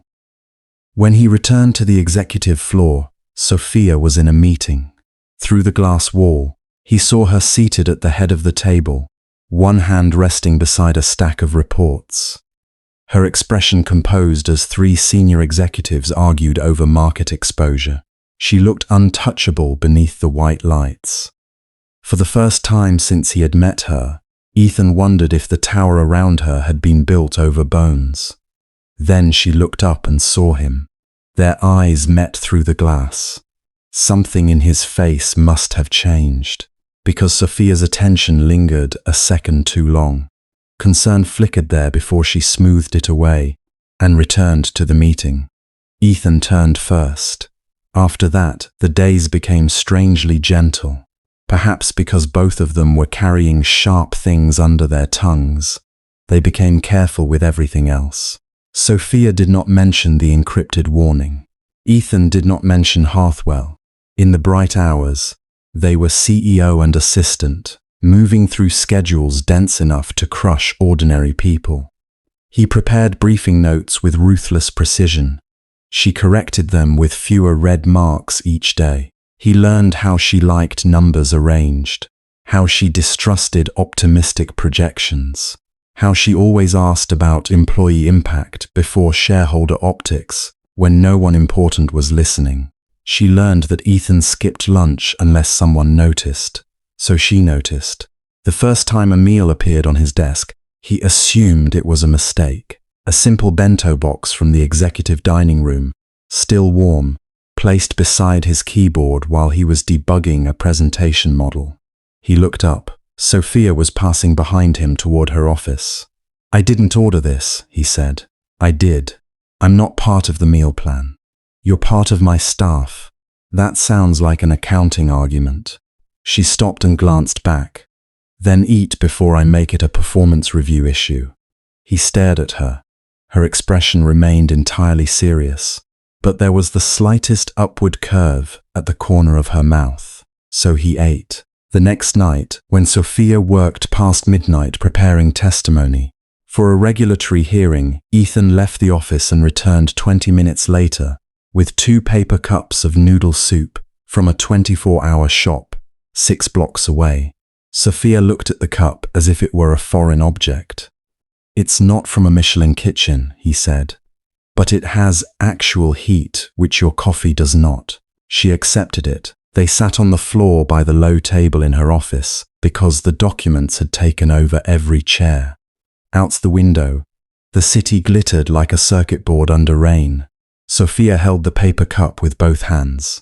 Steam softened the severe lines of her face. "My father used to eat instant noodles during product launches," she said suddenly. "My mother hated it. She said billion-dollar ideas shouldn't smell like MSG. Ethan smiled faintly. Maybe that's why they worked. Honest food. She looked at him over the rim of the cup. "You think noodles are honest? More honest than banquet steak." A quiet laugh escaped her before she could stop it. It was small, barely more than breath. But Ethan felt it land somewhere inside him and remain there. The warmth between them grew in details no one else would have considered romantic. A coat draped over the back of Ethan's chair after Sophia noticed him shivering near the East conference room. A charger left on her desk because Ethan knew she always forgot hers during board days. A revised speech he placed in front of her with one sentence underlined. "Say this as yourself, not as the company." She did. And afterward, when investors praised her clarity, she looked across the crowded room at him first. But secrets have their own gravity. They pull even tender things toward darkness. Sophia's investigation deepened. Maya found old emails suggesting Ethan had taken the university blame after Daniel Rees. Family threatened to report Lena's scholarship application for fraud over a clerical error. Ethan had been 18, brilliant, cornered. He had signed away his future to keep his sister's door open. Sophia read the file alone. For a long time, she did not move. Then she closed it and pressed her palm against the folder, as if she could somehow protect the boy he had been. That evening, she almost told him she knew. He came into her office carrying revised acquisition notes, sleeves rolled to his forearms, tie loosened, fatigue shadowing his eyes. "Sophia," he said, then paused, realizing he had used her name without permission. She should have corrected him. She didn't. "What is it?" she asked. He looked down at the papers in his hand. For one suspended second, she thought he might ask her about Heartwell. For one suspended second, he thought he might tell her that her father's company appeared in the records of the disaster that destroyed his family. Instead, he said, "The board packet is ready." And she said, "Thank you, Ethan." 2 truths stood between them, close enough to touch, neither spoken. On Friday, Victor Hale entered the executive floor without an appointment. He carried himself with the relaxed authority of a man who believed buildings remembered his family name more than her title. Sophia was in a call with Singapore. Ethan intercepted him at the corridor. "Miss Vale is unavailable. Victor looked Ethan up and down, amused. Still playing gatekeeper? I'm doing my job. Careful. People like you often confuse proximity with belonging. The words were quiet enough that no one else heard. Ethan did not flinch, and that seemed to irritate Victor more than anger would have. Sophia's office door opened. "Uncle," she said, "if you need something, request time through my office." Victor smiled. "I was just admiring your loyalty program." Sophia's gaze cooled. "Then admire it from the elevator." For a moment, the air tightened. Victor's smile thinned, but he left. Ethan watched the elevator doors close around him. "You didn't have to do that." "Yes," Sophia said. "I did." Their eyes met. Neither of them looked away quickly enough. That night, Ethan returned to the archive. He told himself it was for the board packet. He told himself a dozen reasonable things, all of them lies with clean shirts on. The Hartwell files had been moved, not deleted. Moved. Someone had noticed his access. His fingers moved over the terminal, searching metadata trails, cross-references, legal retention codes. He was good at finding hidden systems because he had spent his life being locked out of rooms he needed to enter.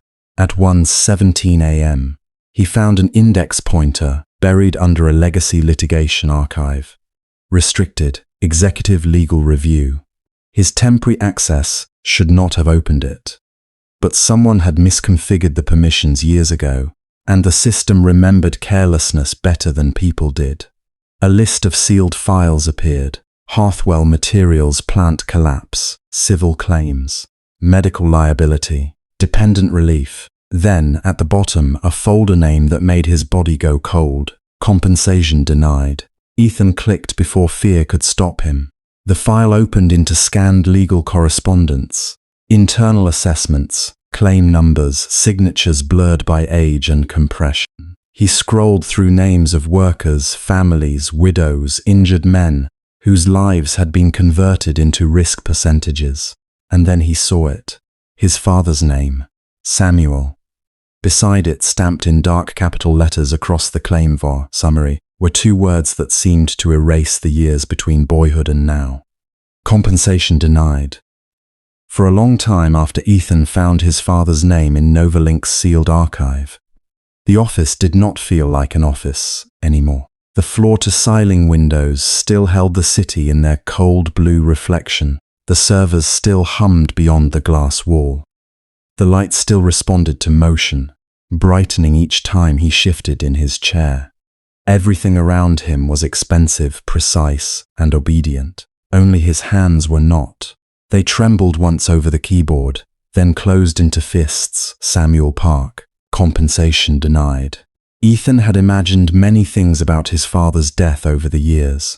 As a child, he had imagined a faceless company, a careless supervisor, a terrible accident swallowed by legal language. As a teenager, anger had sharpened his imagination until it became almost comforting. He blamed the owners, the inspectors, the wealthy men who sat above broken workers and called suffering an operating cost.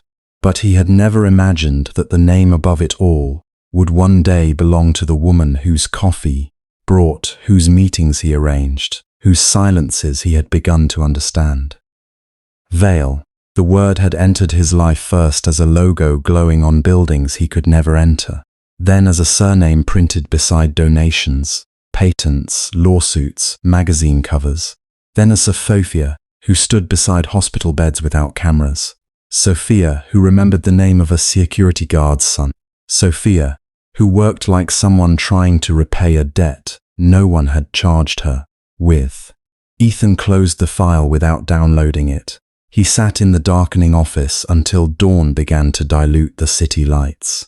When the first cleaners arrived on the executive floor, he stood, gathered his coat, and left through the side elevator. Before anyone could see the expression he could not arrange into something professional. By 9, he was back at his desk. Sophia noticed at 9:03. She noticed because he no longer placed the meeting brief slightly angled toward her left hand, the way he had after realizing she read faster from that side during crowded mornings. He placed it directly in front of her, correct but impersonal. She noticed because she said, "Good morning," he answered, "Morning, Miss Vale," without looking up. Not Sophia. Not even the dry, cautious "good morning" he used when he was annoyed with her. Miss Vale, a title with a locked door inside it. Sophia's fingers paused on the edge of the tablet. Around them, the senior product team argued softly about a delayed rollout in Southeast Asia. Charts glowed on the wall. Revenue numbers climbed and dipped. Someone said user retention. Someone else said liability exposure. And Sophia listened with one part of her mind, while another watched Ethan standing near the corner, neat, silent, unreachable. He had always carried distance with him, but it had been the distance of someone protecting a wound. This was different. This was judgment. After the meeting ended, she remained seated until the last executive disappeared. Ethan collected the documents in an efficient stack. "Did something happen?" she asked. His hands did not stop. Nothing relevant to today's schedule. The answer was too controlled, too much like hers. Sophia looked at him carefully. Relevant to the schedule is not the same as relevant. For a moment, something flickered across his face.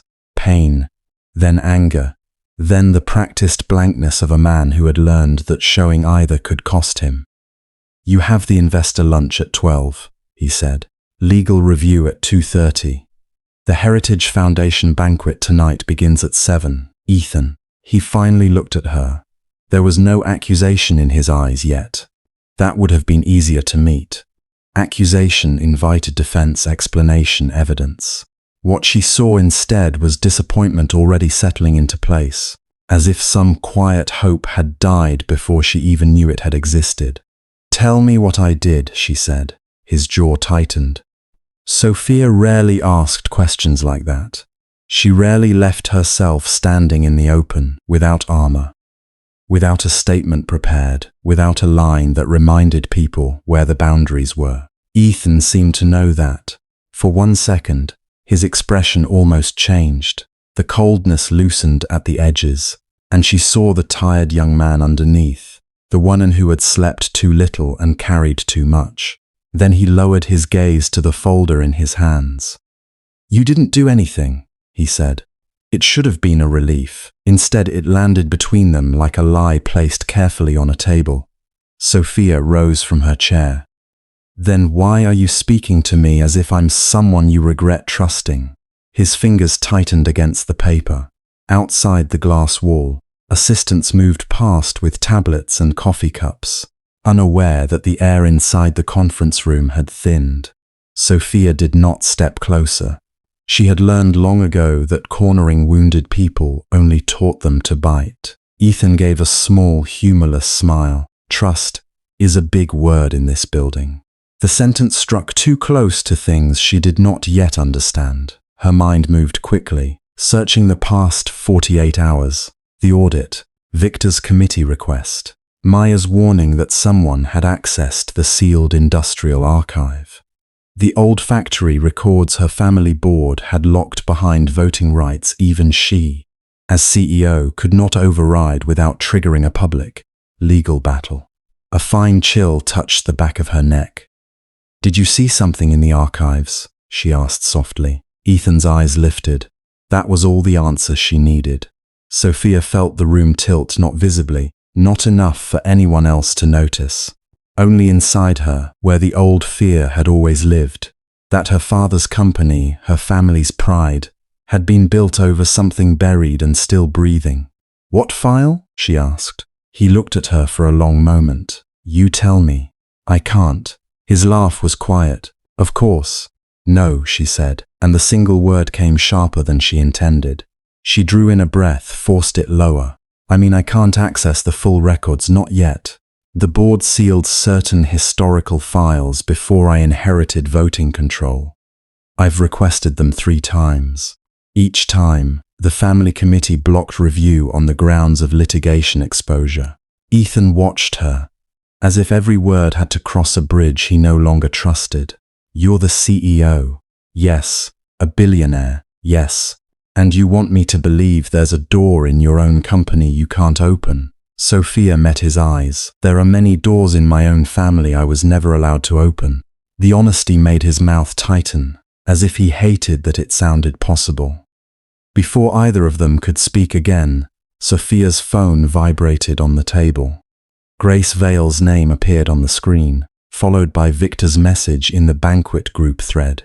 Do not bring unnecessary staff into the main reception tonight. The Heritage Foundation seating has been finalized. Sophia looked at the message, then at Ethan. Come with me tonight, she said, his expression hard-hardened. As what? The question was simple. The wound underneath was not, Sophia answered after a pause. As my executive assistant. Something in his gaze closed. She knew instantly that it had been the wrong answer, not because it was false, but because it was incomplete. As the person I trust most in that room. Ethan looked away first. The Heritage Foundation banquet was held in a private hall that had once been a railway station, and now served champagne beneath restored iron arches. Crystal chandeliers hung where smoke had once gathered. Old money had a talent for turning the labor of dead men into atmosphere. Ethan stood beside Sophia near the entrance, wearing a black suit selected by her stylist and altered within 4 hours. It fit him well enough that strangers glanced twice, trying to place his surname, but he felt the borrowed nature of it in every seam. Sophia noticed she did not compliment him. Compliments would have made him more aware of being dressed for her world. Instead, she adjusted her own cuff and said, "The canapés are usually terrible. Eat before anyone important traps you." Against his will, his mouth almost softened. Then Victor Hale appeared. He moved through the crowd with practiced warmth, shaking hands, touching shoulders, laughing as if every person there had been waiting for him. His eyes found Ethan, and the warmth became bright enough to burn. "Sophia," Victor said, kissing the air near her cheek. "You do enjoy making statements." Sophia's face settled into its public calm. "Good evening." Uncle Victor turned to Ethan. "And Mr. Park, how admirable. NovaLink's internal mobility must be better than advertised. 1 month you're repairing cafe routers.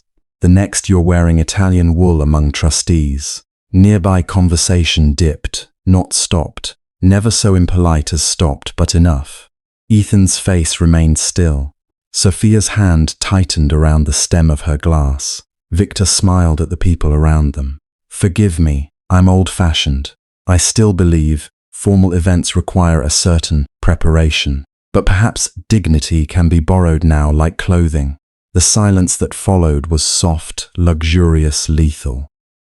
Ethan set his hutched glass on a passing tray. His fingers were steady. That steadiness hurt Sophia more than anger would have. It told her he had heard worse before and survived it by becoming smaller for a moment, by not giving powerful people the satisfaction of seeing blood. Sophia placed her own glass beside his. "Uncle," she said, her voice light enough to carry, "how generous of you to discuss borrowed dignity. I've always found the topic most fascinating when raised by people living on inherited relevance." Someone inhaled too sharply. Victor's smile froze. "Sophia," Grace whispered from behind her, warning and pleading in one breath. Sophia did not look back. She looked at Ethan. He was staring at her as if she had stepped over a line he had not known she could even see. Victor's tone cooled. "Careful. This room remembers who built your name." "Yes," Sophia said. "And I'm beginning to think this room remembers only what it was paid to forget." The air changed then. Not loudly. High society rarely shattered. It crystallized. Sophia turned away from Victor and picked up her clutch. "Sophia," Grace said again, more urgently. "The foundation chair is waiting. The press can wait." Victor's eyes narrowed. "You would walk out of your father's legacy event for him?" Sophia paused. For a brief second, Ethan wanted her not to answer. He did not want to owe her this. He did not want his heart, battered and suspicious, to reach for a hand it still feared might belong to the people who ruined him. Sophia said, "No, I'm walking out because my father's legacy should never require me to stand beside cruelty and call it manners." Then she walked toward the exit. Not fast, not dramatic, simply certain. After one stunned heartbeat, Ethan followed. The night outside was cold, the kind that turned breath visible and made the city lights look farther away than they were. Behind them, the banquet doors closed on music, wealth, and 1,000 eyes recalculating alliances. Sophia stopped at the curb. For the first time that evening, she looked tired. "I'm sorry," she said.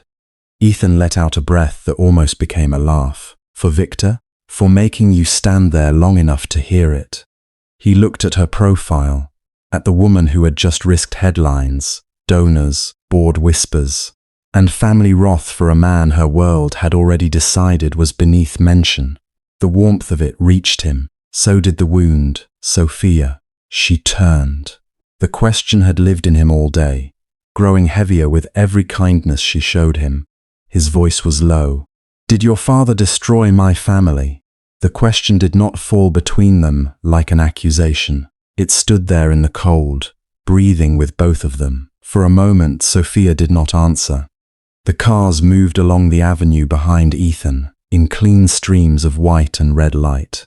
Somewhere above them, a billboard changed from a luxury watch to NovaLink's newest campaign, her face appearing briefly across glass and steel, before fading into a line of bright blue code. She looked up at it, then back at him. If she had denied it too quickly, he might have hated her less. If she had defended her father with polished words, he might have known exactly where to put the pain. But Sophia only folded her fingers once, tightly, as if holding herself together required a visible effort. "I don't know," she said. Ethan eyes shut. "You don't know?" "No." Her voice was quiet, stripped of the authority she wore so easily in boardrooms. "And that is not good enough. Not for you, not for your father, not for mine." The mention of his father made Ethan's jaw tighten. In his memory, his father was always coming home with the smell of metal dust in his hair, and a cheap convenience store cake on his birthday. Smiling like poverty was only a weather pattern they could outwait. Then the factory collapsed, the lawsuits disappeared into sealed settlements, and his mother spent the next decade measuring medicine by price. Ethan had grown up believing names like Vale existed on the other side of locked doors. Now one of them stood in front of him, with pain in her eyes, and no excuse prepared. "My father signed the acquisition documents for the plant 2 weeks before the collapse," Sophia continued. "I know that. I also know he ordered an internal review after the accident. But the report I found in our archives was incomplete. Pages missing, attachments corrupted, names redacted by someone with higher clearance than the legal department. Convenient," Ethan said, and hated how bitter he sounded. Yes, she accepted the word. "It is." He stared at her. "Do you understand what you're asking me to believe?" "I'm not asking you to believe anything." Sophia's breath came out pale in the cold. "I'm asking you to let me look for the truth before hatred becomes the only thing left of your father." Something in him shifted, not softened, not yet, but unsettled. He had expected power to protect power. He had expected her to flinch at the edge of her family's name. Instead, she stepped closer to it. "If my father caused it," she said, each word careful and costly, "I will say so, publicly. Even if it destroys every portrait of him hanging in our headquarters. Even if the board removes me the next morning." Ethan looked away first. Across the street, the glass walls of a restaurant glowed with people eating late dinners under warm pendant lights. Normal people, or people pretending to be. He wondered what it felt like to have grief that did not come with paperwork, debt, and unanswered calls. When Sophia's driver pulled up, neither of them moved. Finally, Ethan said, "Then we start tonight." Sophia studied his face. Perhaps she saw the exhaustion beneath his anger, the part of him that had been carrying suspicion, like a second spine. She nodded once. Tonight, NovaLink after midnight was a different kingdom. During the day, its central tower shimmered with ambition. Engineers crossing atriums with tablets in hand, executives speaking in low strategic tones, visitors craning their necks at suspended gardens and transparent elevators. At night it became all reflection and hum. Servers breathed behind locked rooms. Motion sensors woke strips of light beneath their feet. The city below seemed distant, as though money and height had lifted the building out of ordinary consequence. Sophia used her private access to bring Ethan and Maya into Archive Level C, a floor few employees even knew existed. Maya arrived in sneakers beneath her formal dress, hair pinned messily, eyes already alert. "I leave you alone for one banquet," she said, scanning her pass at the inner vault. "And you declare war on your family in front of half the city." Sophia did not smile. "Only the honest half."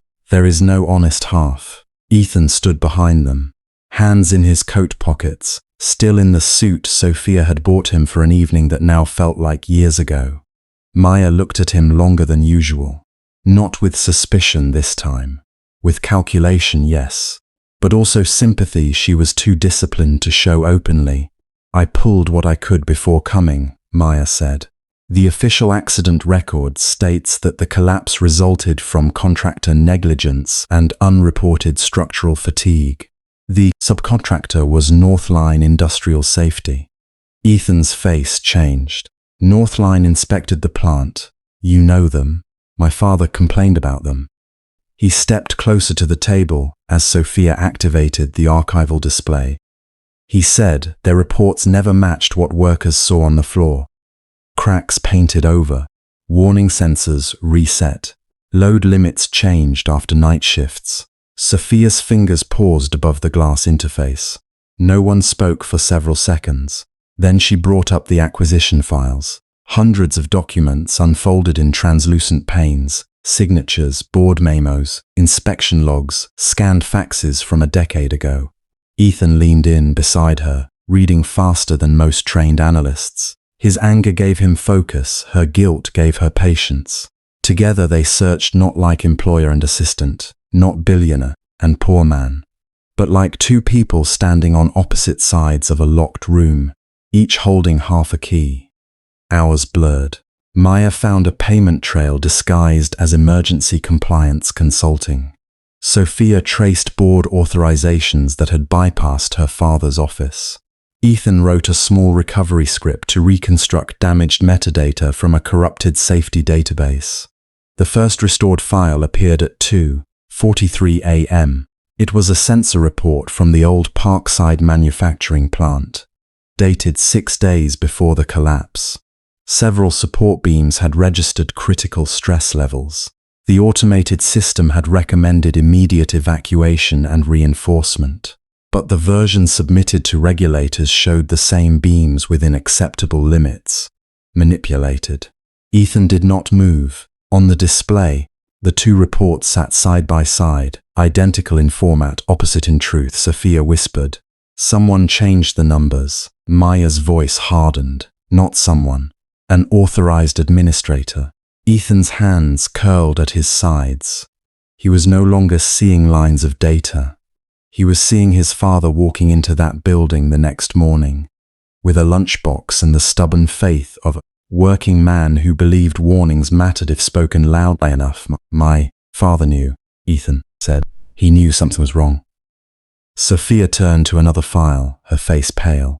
"There's a memo here, from a plant supervisor requesting shutdown approval." "Who denied it?" Ethan asked. The screen loaded slowly, as if even the machine hesitated to reveal the name. "Authorization, V. Hale."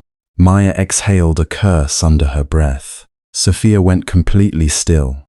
Victor Hale had not merely been a board member at the time. He had chaired the transition committee during the acquisition, the temporary authority over all subcontractors, inspections, and operational budgets before her father's full integration plan took effect. Ethan looked at Sophia, not triumphantly, not with relief. The truth did not return the dead. It only rearranged the living around the hole they left. Victor controlled Northline, Maya said. He approved them. He received their revised reports. He denied shutdown. Sophia's eyes remained fixed on her uncle's name. For years, Victor had smiled at family dinners, placed a paternal hand on her shoulder in public, and told journalists he admired his niece's intelligence, while privately implying she lacked steel. He had spoken of loyalty, legacy, responsibility. All the while, he had been standing over a buried crime like a man standing on a rug pulled neatly across blood. "My father was investigating this," Sophia said suddenly. Maya looked at her. "What?" Sophia opened another folder, one she had copied months earlier from an old encrypted drive found in her father's study. She had never been able to unlock the final segment. Ethan stepped beside her without being asked. "May I?" She gave him access. He worked in silence, the blue light sharpening the shadows beneath his eyes. Sophia watched his fingers move across the interface, not hurried, not dramatic, just precise. Here was the talent she had seen in him the first day, the ability to listen to broken systems until they confessed. After several minutes, the encryption loosened. A video file appeared.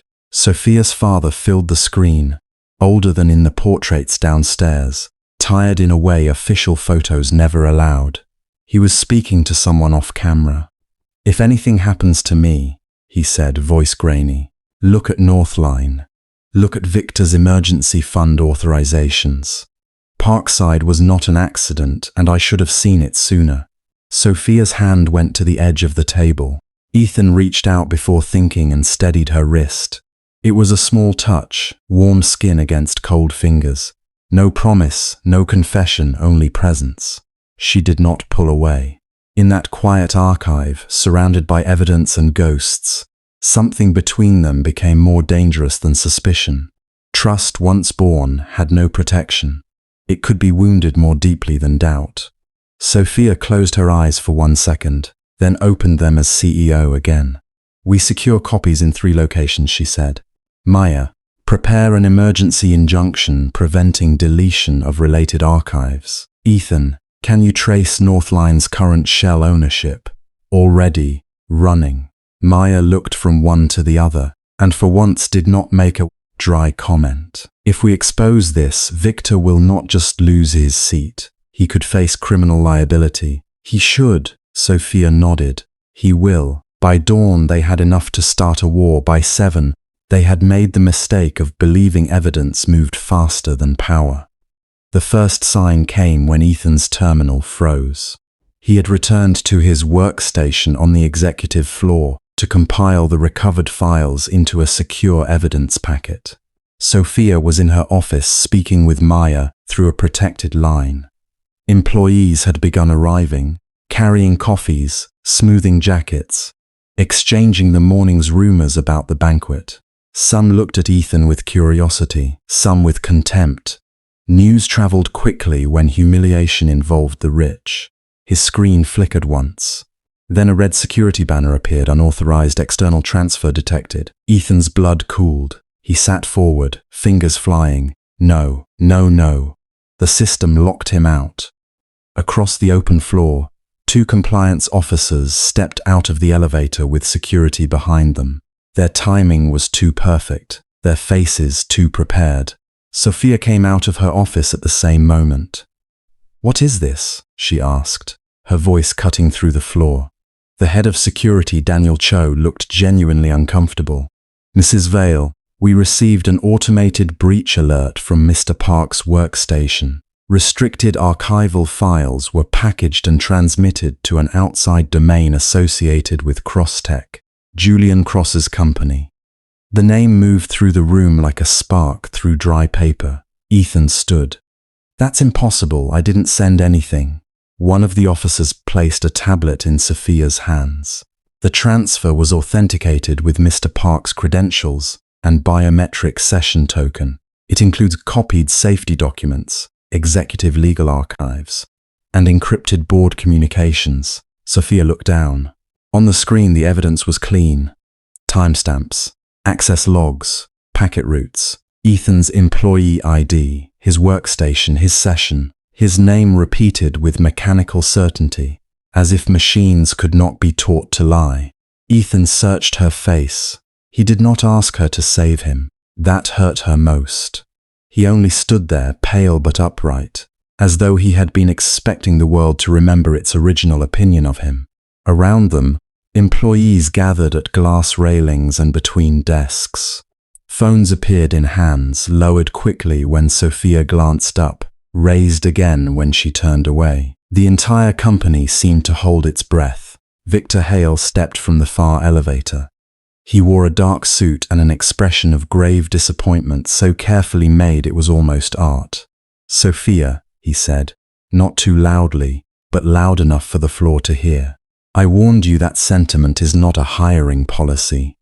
Her eyes went to him. There it was, not the past between her and Ethan, not her father's shadow, not the dead factory, not the banquet, not class, not pride. The person hiding behind all of it had finally moved. But he had moved first. Security approached Ethan.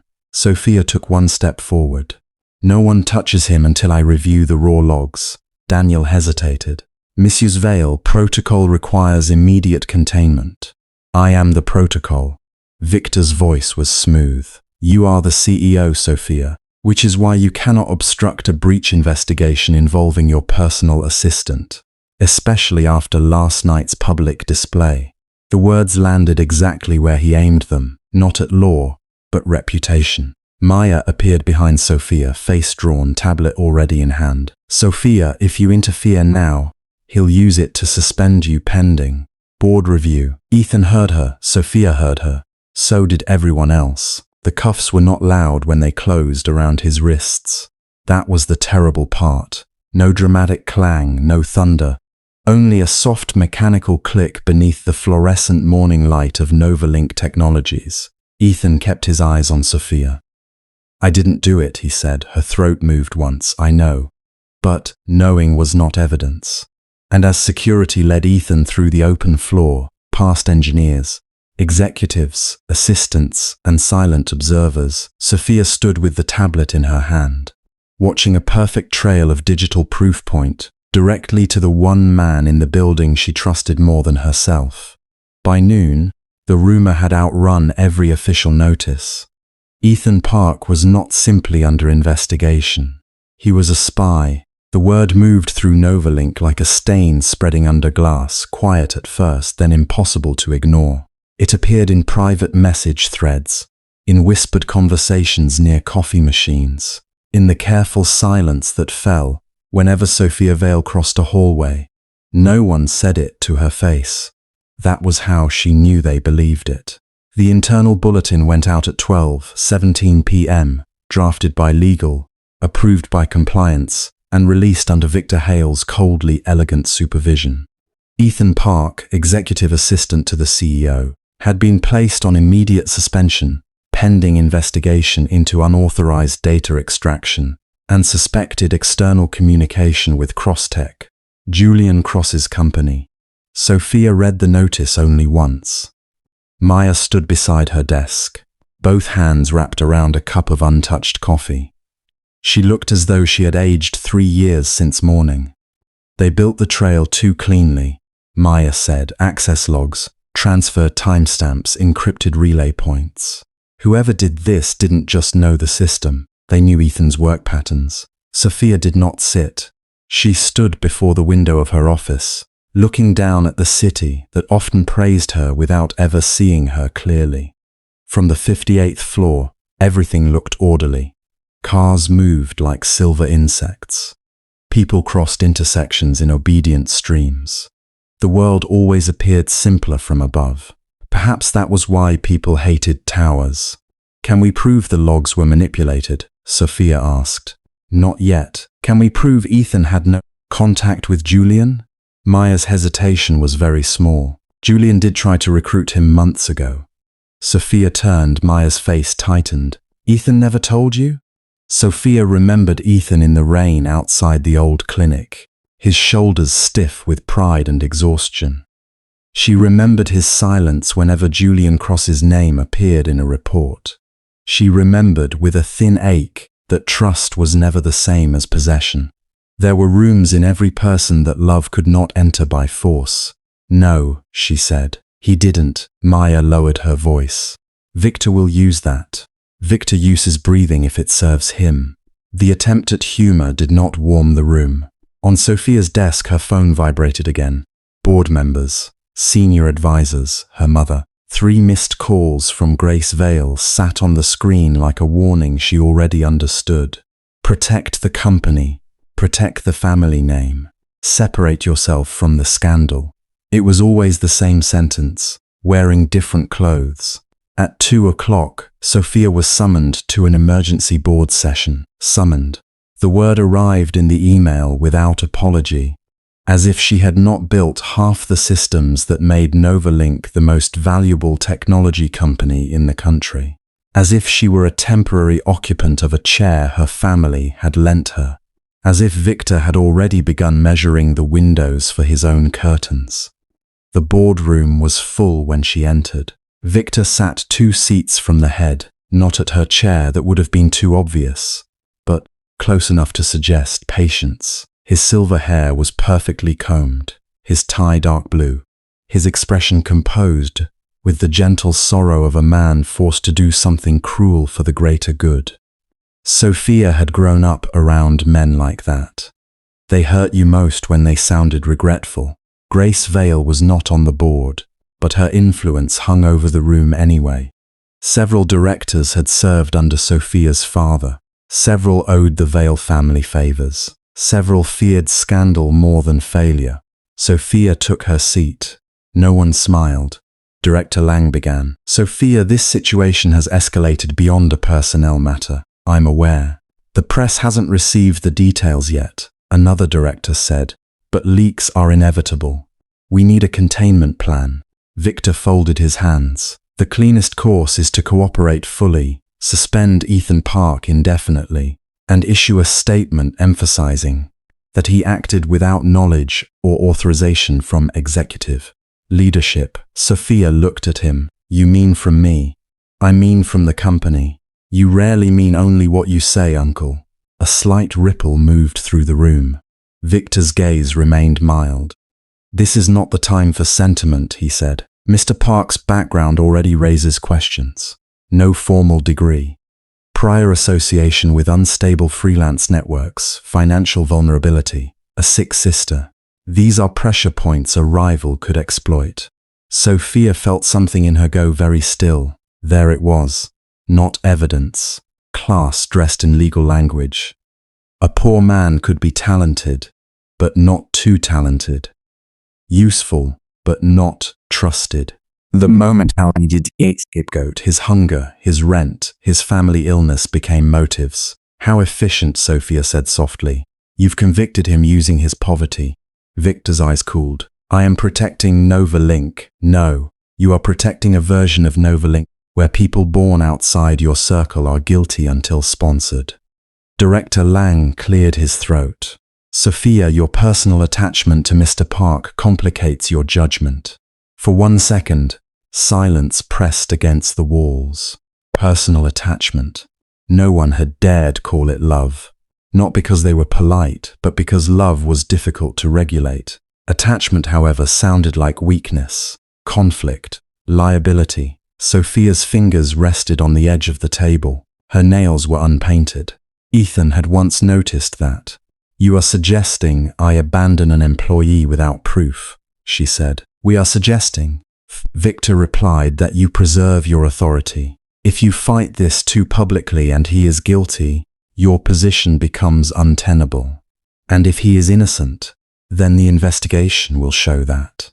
Sophia almost laughed. Investigations did not always reveal truth. Sometimes they buried it with better formatting.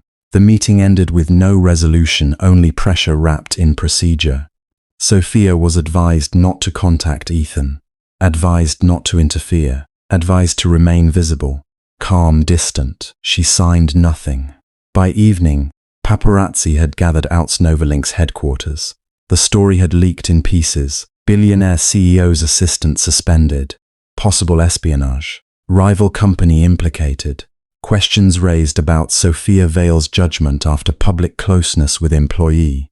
Public closeness. A hand on his arm at a banquet. His body stepping between her and humiliation. Her face turned toward him for one unguarded second. That was all it took for the world to feel entitled to name what even they had not yet spoken aloud.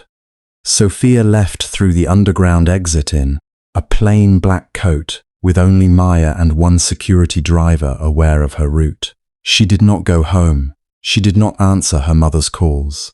Ethan was not in jail. NovaLink had not filed a criminal complaint yet.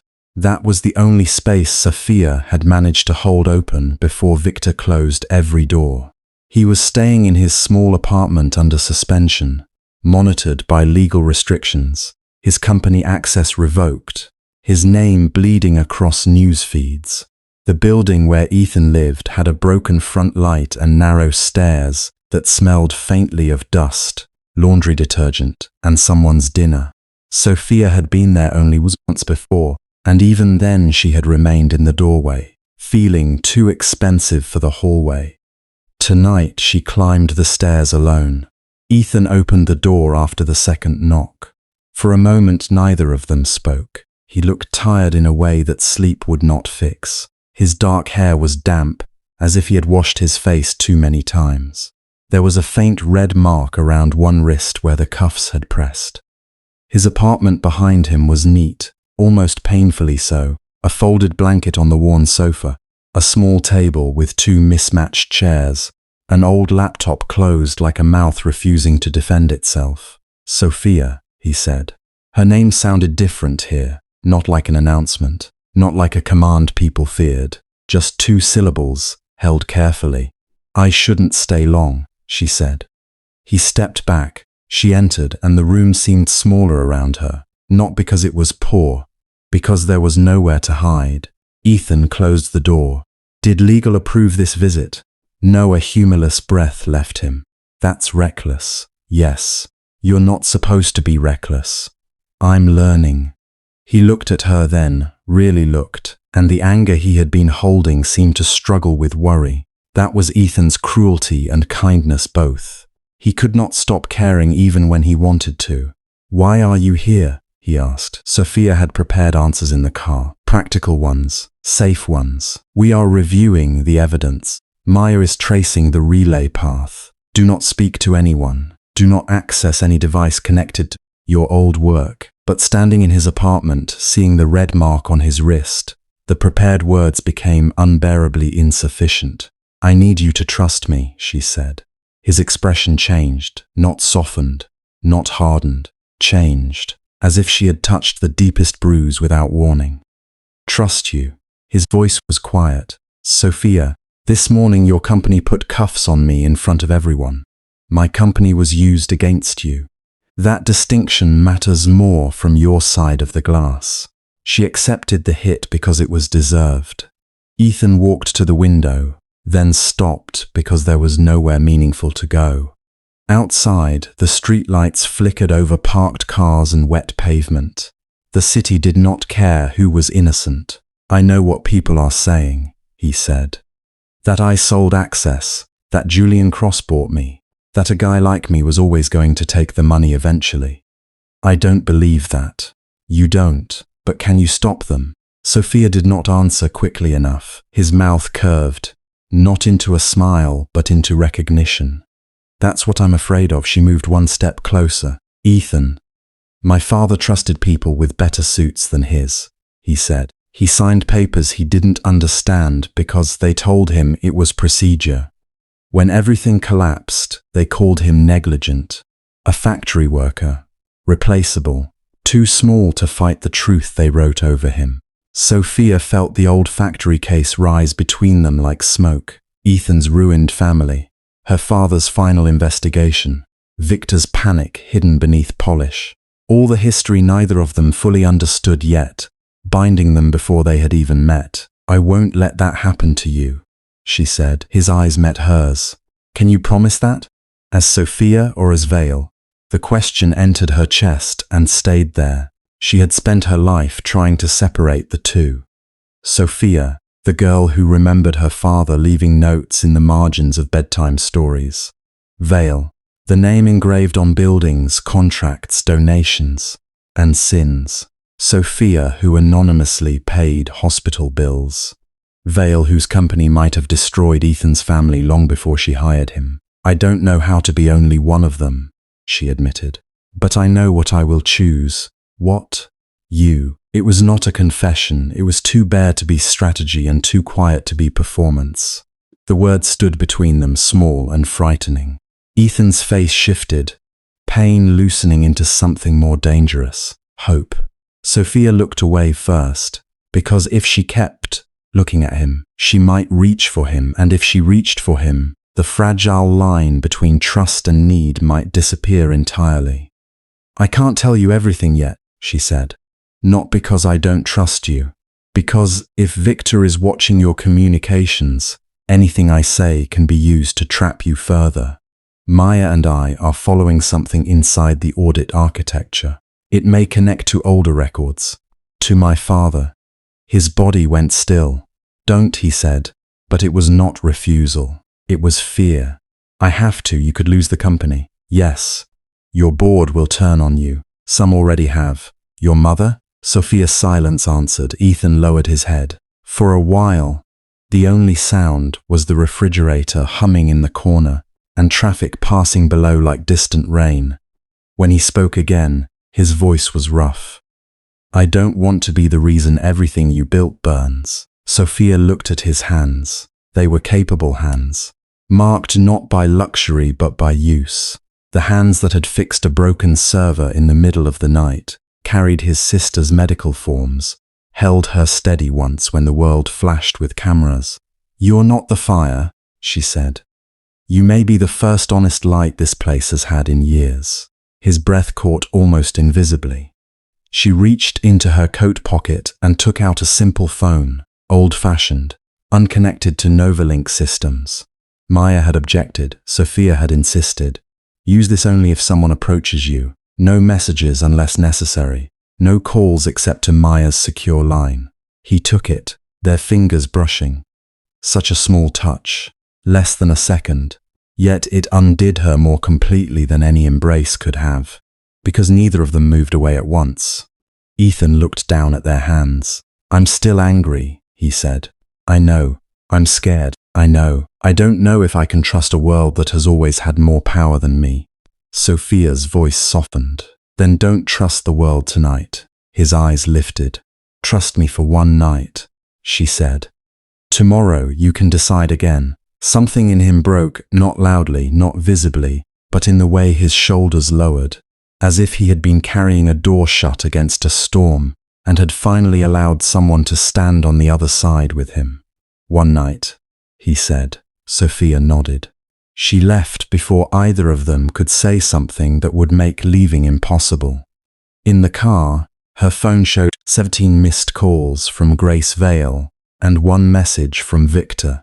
Consider carefully what you are willing to sacrifice. Sophia deleted it. The next morning, NovaLink's emergency board meeting began at 9 sharp.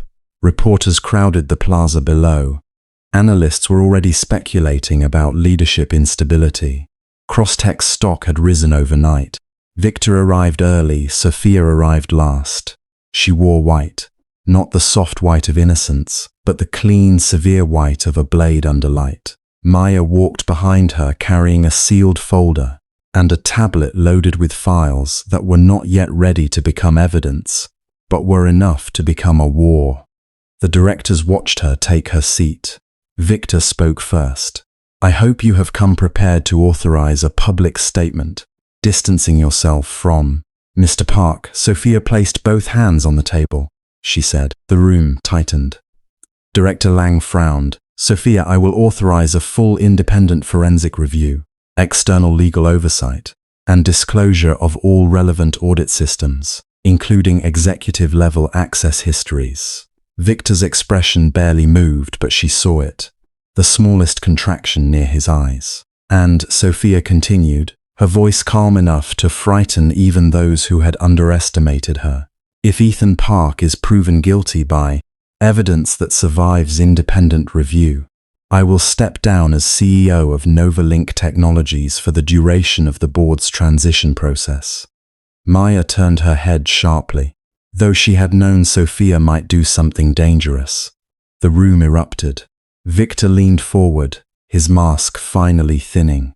That is an irresponsible performance. Sophia looked at him across the polished table, across years of family silence, across all the invisible bodies buried beneath the company's bright future. No, she said, it is accountability. Then she let the words settle, where everyone could hear the cost. If he is guilty, I fall with the judgment I defended. But if he is innocent, every person who used this company to frame him will answer to me. For 3 seconds after Sophia spoke, the boardroom did not belong to power anymore. It belonged to silence. Not the polite silence of directors waiting for a vote, nor the artificial hush before cameras began rolling. It was the silence of people realizing that the glass floor beneath them might not be glass at all, but ice thin and cracking from the center.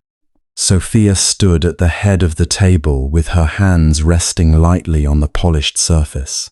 Her pulse was steady, only because she had trained it to be. Inside, every nerve remembered Ethan being led away by security, remembered the way he had not himself with anger but with that quiet, wounded dignity that made the accusation feel even more obscene. Across from her, Victor Hale's expression returned to its practiced composure. He had always been good at surviving moments. He did not rage when cornered. He smiled. Sophia, he said softly, almost kindly, you have built a reputation on control. Do not throw it away for a man who walked into your life 6 months ago. Not evidence, not law, not truth, class. A reminder to everyone present that Ethan Park had no name to protect him, no family shares, no private school loyalties, no childhood photographs in the same country clubs as theirs. Sophia did not look away. Then independent review should clear this up quickly, she replied. Victor's smile thinned. The meeting dissolved into motion after that. Directors demanded timelines. Compliance officers were summoned. Maya moved like a blade wrapped in silk, collecting formal consent, preserving procedural records before anyone could pretend the decision had been informal. By the time Sophia left the boardroom, the company had already begun to tremble. Outside, in the private corridor where the walls muted every sound, Maya caught up with her. You bought us time, Maya said. Sophia's eyes stayed forward. I know. You also gave them. No. Sophia stopped at the elevator and pressed the call button. I gave Victor something he thinks is a rope. Maya studied her face. Only then did Sophia turn, and the cold CEO vanished for half a second. Beneath it was exhaustion, fear, and something sharper than fear. He planted evidence through a recovery key, Sophia said, so we will give him another one. Maya understood at once. A false key. A beautiful one, Sophia said. Believable enough for someone guilty to reach for. The elevator opened soundlessly. Sophia stepped inside, and her reflection appeared in 3 mirrored walls, multiplied and distant, a woman living inside a tower made of glass and suspicion. Maya entered beside her. He will, Sophia said, because men like Victor don't fear traps. They fear losing control. That night, NovaLink's upper floors remained lit long after the city had gone dark. The official audit team occupied the Secure Operations Center on level 46, watched by legal observers, cybersecurity officers, and 2 external consultants, who looked increasingly uncomfortable as they realized the breach did not behave like an ordinary theft. It was too clean in some places, too theatrical in others, the kind of crime staged not merely to steal but to convince. Sophia did not enter the room. Instead, she sat alone in a smaller conference suite with the blinds half lowered, reviewing a file on her tablet that showed a deliberately seeded recovery key, buried within an old system archive. Only 5 people would be able to see it. Only one would have reason to use it. 17 a.m. Ethan arrived.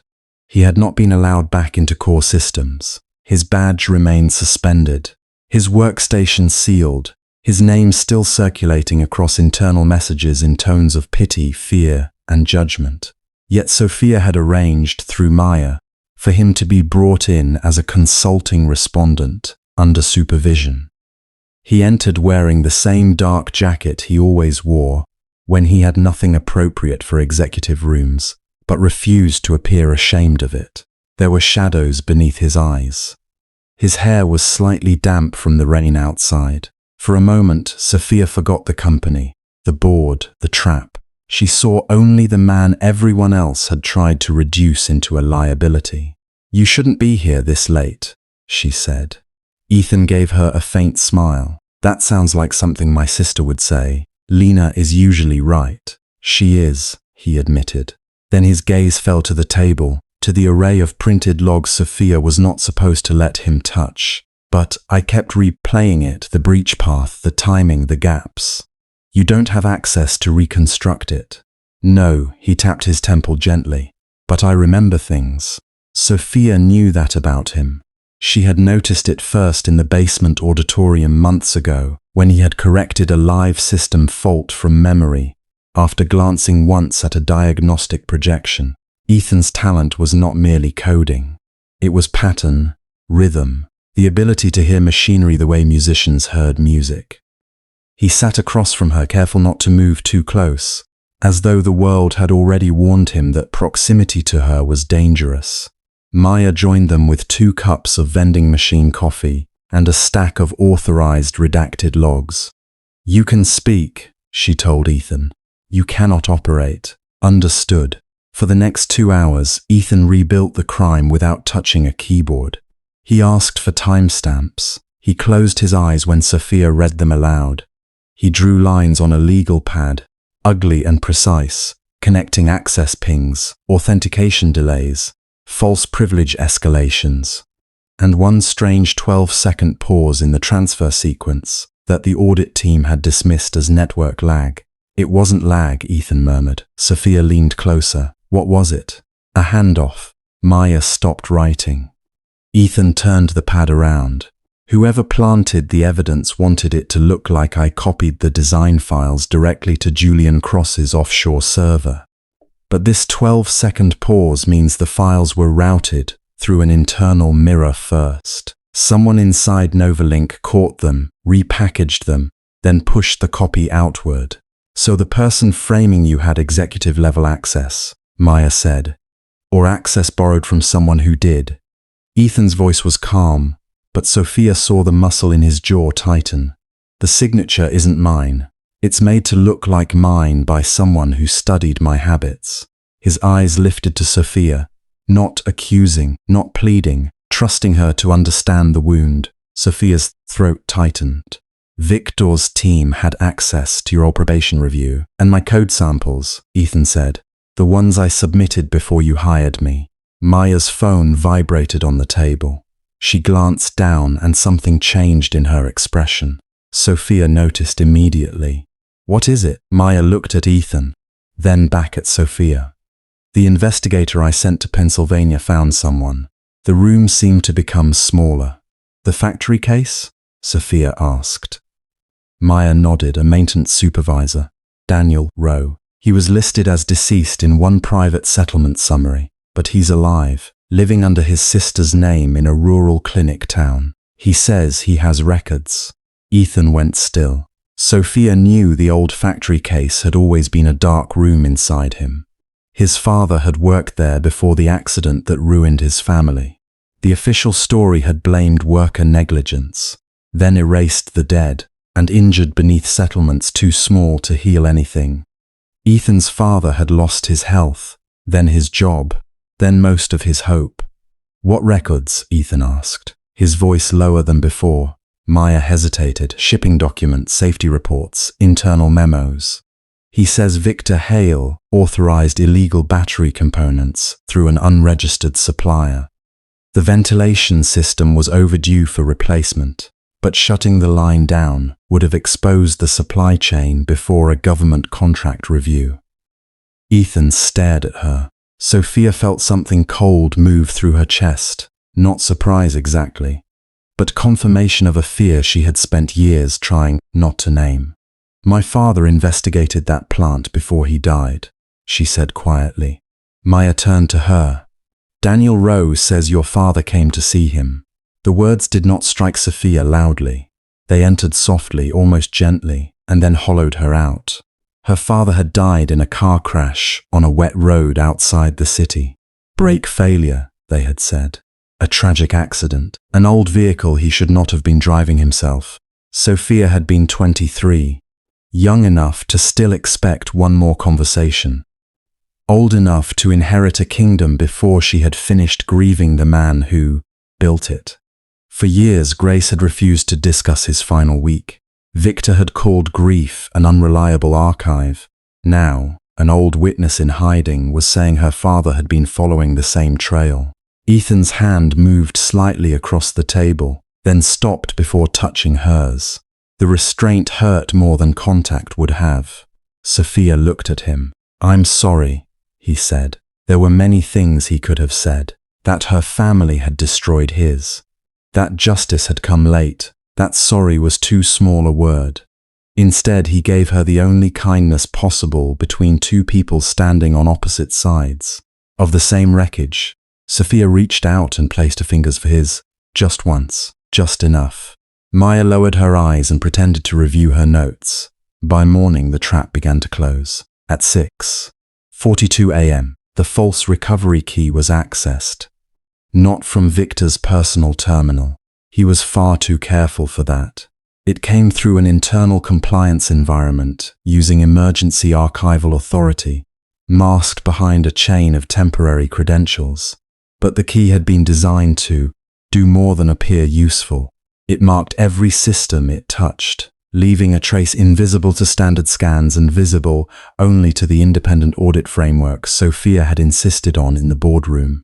By 7:05, the false key attempted to unlock a sealed evidence vault.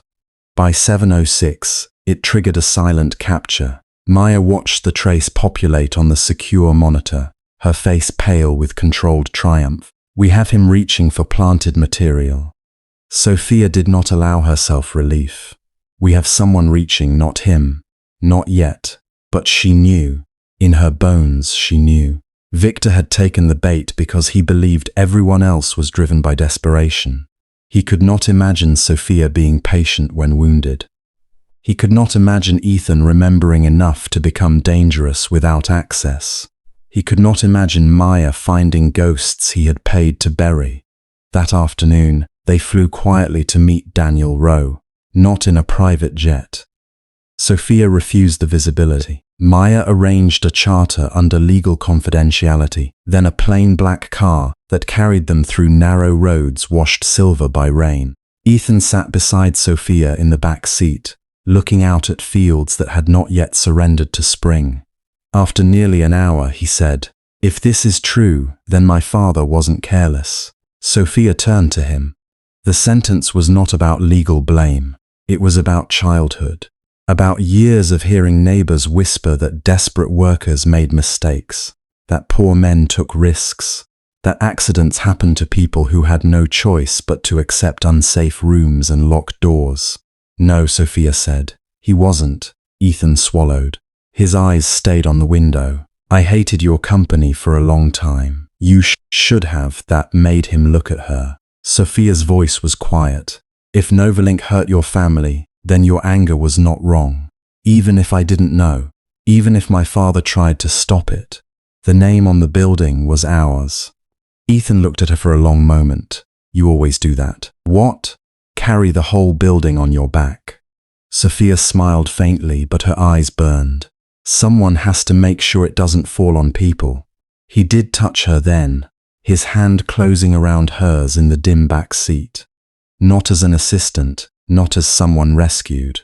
As a man offering weight to a woman who had never learned how to set anything down. Daniel Rowe lived in a small rented house behind a shuttered pharmacy, with curtains drawn even in daylight. He was thinner than Sophia expected, with grey skin and eyes that kept moving toward windows. An oxygen tube rested beneath his nose. His sister hovered near the kitchen doorway, afraid of everyone in expensive coats. Maya introduced herself, explained the affidavit process, the protection order, the chain of custody. Daniel listened, then looked past her at Ethan. "You're Park's boy," he said. Ethan's breath caught. "You knew my father?" Daniel's mouth trembled. He tried to pull 2 men out before the second blast. They called him negligent because dead men don't sue and sick men can't fight. The room blurred around Sophia. Daniel opened a rusted metal box with shaking hands. Inside were copies of maintenance requests, photographs of corroded vents, printed emails, and a small drive wrapped in cloth. "Victor Hale knew," Daniel said. "He told us the supplier issue would be fixed after the contract cleared, but the chemicals were unstable. We begged them to stop the line." "Who blocked the compensation fund?" Maya asked gently. Daniel's face hardened with what little strength he had left. "Victor said full compensation would admit liability. Said workers who signed early got something, workers who waited got nothing. Then your father came." He looked at Sophia. "Your father was furious. Not boardroom furious, real furious. He said he would take it to federal prosecutors if the company wouldn't confess. 3 days later, he was dead." Sophia's fingers went numb. Ethan stepped closer, as though he could shield her from history itself. Daniel coughed for a long time before continuing. Maya prepared the affidavit. The printer on the small desk hummed, absurdly domestic, producing pages that could destroy a dynasty and release a dead man's name from shame. Sophia watched the paper slide out sheet by sheet. There it was. The evidence that could destroy her family was also the evidence that could free Ethan's past, and she knew, with a grief so clean it felt, almost like peace, that she would choose the truth even if it left her with nothing but him and the wreckage. Maya placed the affidavit before Daniel and uncapped a pen. "Mr. Rowe," she said, "when you're ready, sign here." Daniel reached for it. The window shattered. The sound cracked through the room like lightning. Daniel's sister screamed. Ethan grabbed Sophia and pulled her down as glass sprayed across the table. Maya lunged toward Daniel, but he had already fallen sideways, the pen rolling from his fingers before ink touched the signature line. For one suspended second, no one understood whether the red on the paper came from a cut or something worse.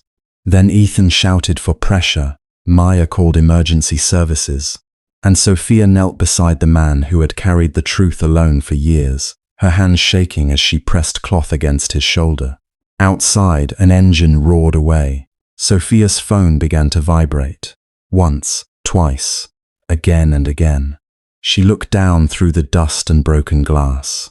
A message from NovaLink's board secretary filled the screen. Emergency vote called by Director Victor Hale. Agenda: permanent removal of Sophia Vale as Chief Executive Officer, effective immediately.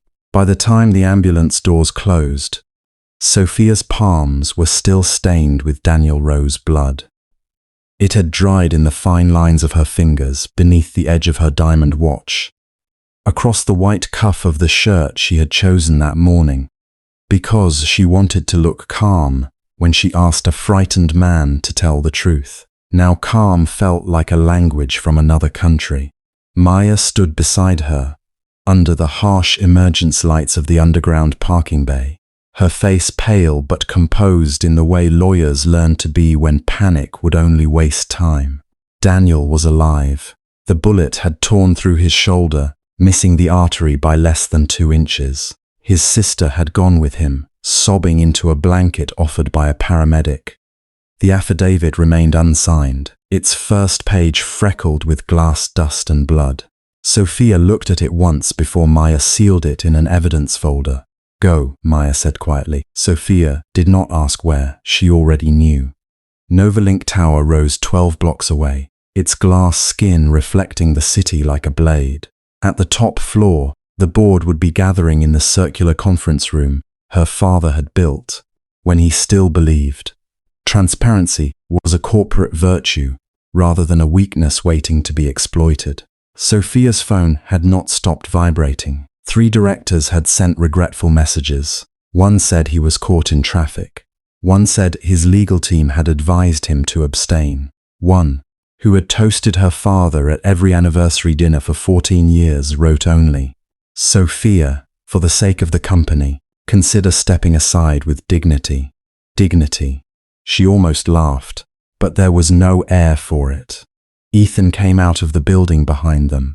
His jacket ripped at the shoulder from where glass had scraped him. He had not left her side until the paramedics took over. Even then, his eyes had moved from the broken window to the street cameras, to the alley exit, to the license plate fragments half hidden beneath the curb. Now, he held a small black drive in his hand. "The backup transfer didn't complete," he said. His voice was low, urgent, rough, with smoke and adrenaline. "But I can still recover part of the server logs. Daniel's recording is on his sister's phone. Maya has the chain of custody. Give me 40 minutes. Sophia looked at him. There were streaks of blood on his cheek that were not his. A month ago, she would have ordered him to a hospital, ordered Maya to handle the evidence, ordered herself not to care too visibly. Tonight, everything in her resisted letting him go. "The vote begins in 20, she said. "I know. If you don't make it, I will." It was the kind of promise no one had the right to make. But Ethan made it without drama, without trying to comfort her with things neither of them could control. His eyes held hers for one breath longer, steady as a hand around a flame. Sophia wanted, foolishly, to reach out and wipe the blood from his cheek. Instead, she said, "Don't get yourself killed for my company." His mouth tightened, almost a smile, but sadder. "I'm not doing it for your company." Then he turned and ran toward Maya's car. Sophia watched until the red taillights disappeared into traffic. Only when she stepped into the elevator at NovaLink did she realize her hands were shaking. The executive floor was unusually quiet. Not empty, worse, staff were present, but eyes lowered as she passed. Assistants pretended to read tablets. Security guards straightened too quickly.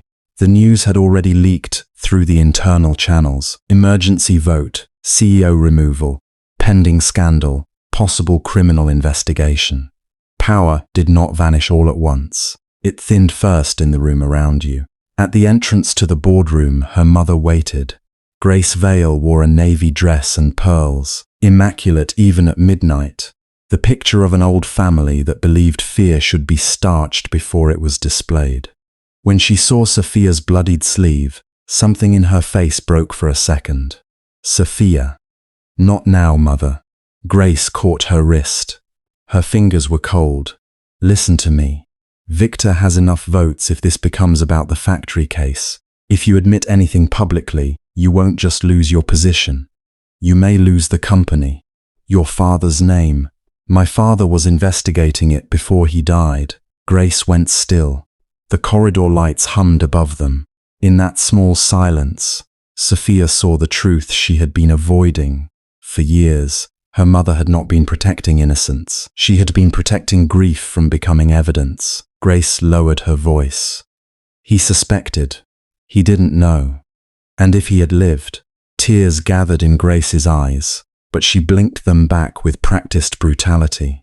"He would have tried to fix it quietly." Sophia gently removed her mother's hand from her wrist. That's why it never stayed fixed. She opened the boardroom door. The circular table was full.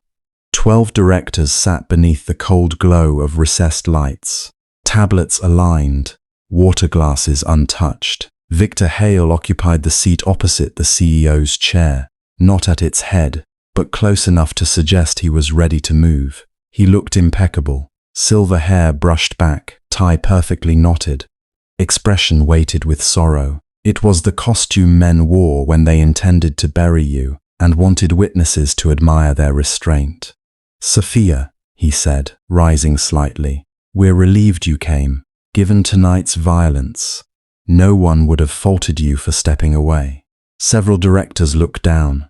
Sophia took her seat. "I'm sure," she said, "your concern is sincere." Victor's lips curved. The board secretary began reading the emergency agenda. The words came neat and sterile.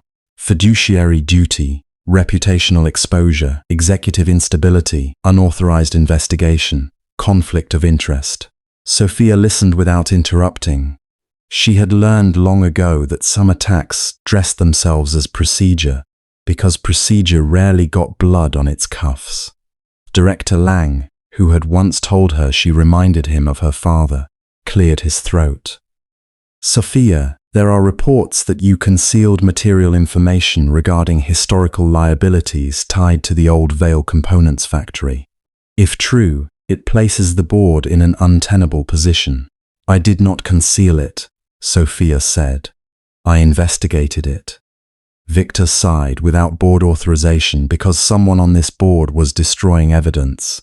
A ripple moved around the room, small but visible. Victor leaned back, serious accusation.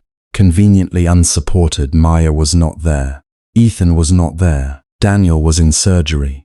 The signed affidavit did not exist. For the first time that night, loneliness pressed hard against Sophia's ribs. But it was not new.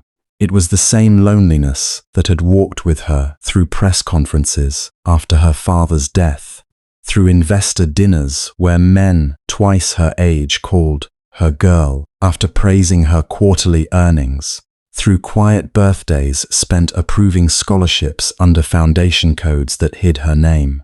Only tonight she no longer wanted loneliness to look like strength. She stood. Before this vote proceeds, I will make a statement for the minutes. Victor's eyes sharpened. The secretary hesitated, then nodded. Sophia placed both hands on the table. The blood on her cuff was impossible to miss. 22 years ago, Vale Components, later absorbed into NovaLink's manufacturing chain, used unsafe waste disposal practices near the East River district. Families were harmed. Workers who questioned the practice were silenced through settlements, threats, and in some cases false accusations that destroyed their livelihoods. My father began an internal review before his death. That review was buried. I reopened it. The room went rigid. One director whispered, "Jesus." Sophia continued, her voice steadier than her hands. NovaLink carries legal exposure. More importantly, NovaLink carries moral debt. If I remain CEO, we will publicly acknowledge the harm, open all archives to independent review, compensate affected families, fund medical care, and establish a restitution trust administered outside company influence. Victor stood so abruptly his chair struck the carpet behind him. This is insanity. She is confessing corporate guilt on record. Without counsel, I am counsel. Maya's voice cut through the room from the doorway. She entered with her laptop under one arm, rain clinging to her coat. Eyes bright with the dangerous calm of a woman who had spent the ride preparing to ruin someone. Behind her, Ethan stepped in. For one suspended second, Sophia forgot the board, forgot Victor, forgot the vote. He had made it. His hair was damp from the rain, his shirt torn, a bruise rising along his jaw. In his hand was Daniel's sister's phone. Around his neck hung a temporary hospital badge, as if he had sprinted through more than traffic to get here. Maya set her laptop on the conference table. For the minutes, I am submitting recovered internal logs from NovaLink's legacy archive, bank transfer records tied to shell consultancies, and a recorded statement by Daniel Rowe given prior to the attack tonight. Victor laughed once. A recorded statement from a wounded man? How theatrical. Ethan connected the drive before anyone could object. The screen at the far wall flickered. Daniel Rowe appeared in shaky phone footage, seated in Maya's safe apartment before the window shattered. His face was tired, older than it should have been. But his voice, when it came through the speakers, was clear. My name is Daniel Rowe. I was Senior Compliance Analyst for Vale Components. In 2002, I flagged illegal waste disposal and falsified safety reports. I was ordered by Victor Hale to alter the documents before acquisition review.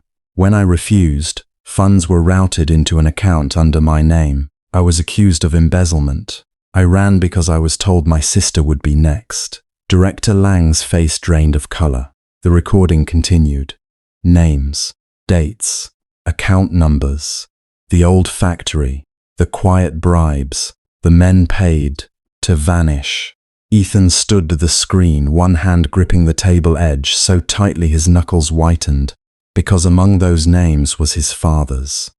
Sophia saw it pass through him like an old wound reopening. Not surprise, not even rage, but confirmation of a grief he had lived with before anyone gave it documents. Maya took over. The recovered logs show multiple deletion requests, authenticated through Director Hale's private credentials. These bank records show payments made within 48 hours of each deletion. And this, she clicked to another file, is a transfer authorization made this morning to the security contractor linked to the vehicle used in the shooting. Victor's sorrowful mask had vanished. That is fabricated. Ethan finally spoke. No. It's mirrored from an off-site disaster recovery node you forgot existed because it was built by a subcontractor your office fired 12 years ago. A strange, quiet satisfaction passed through the room.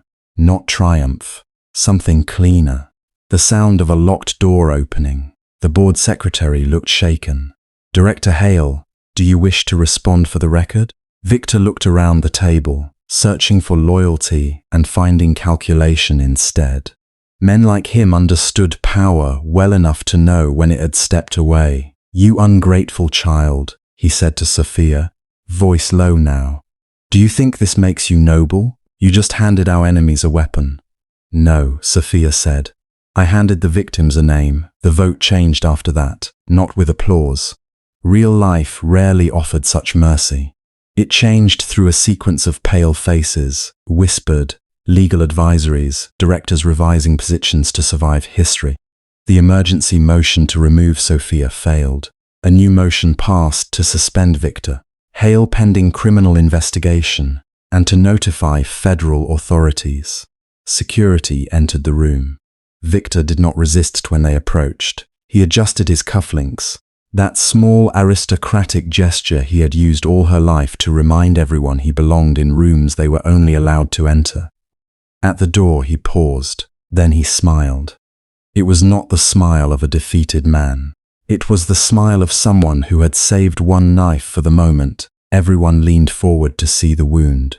You think he came to you by accident? Victor asked. Sophia's heart slowed.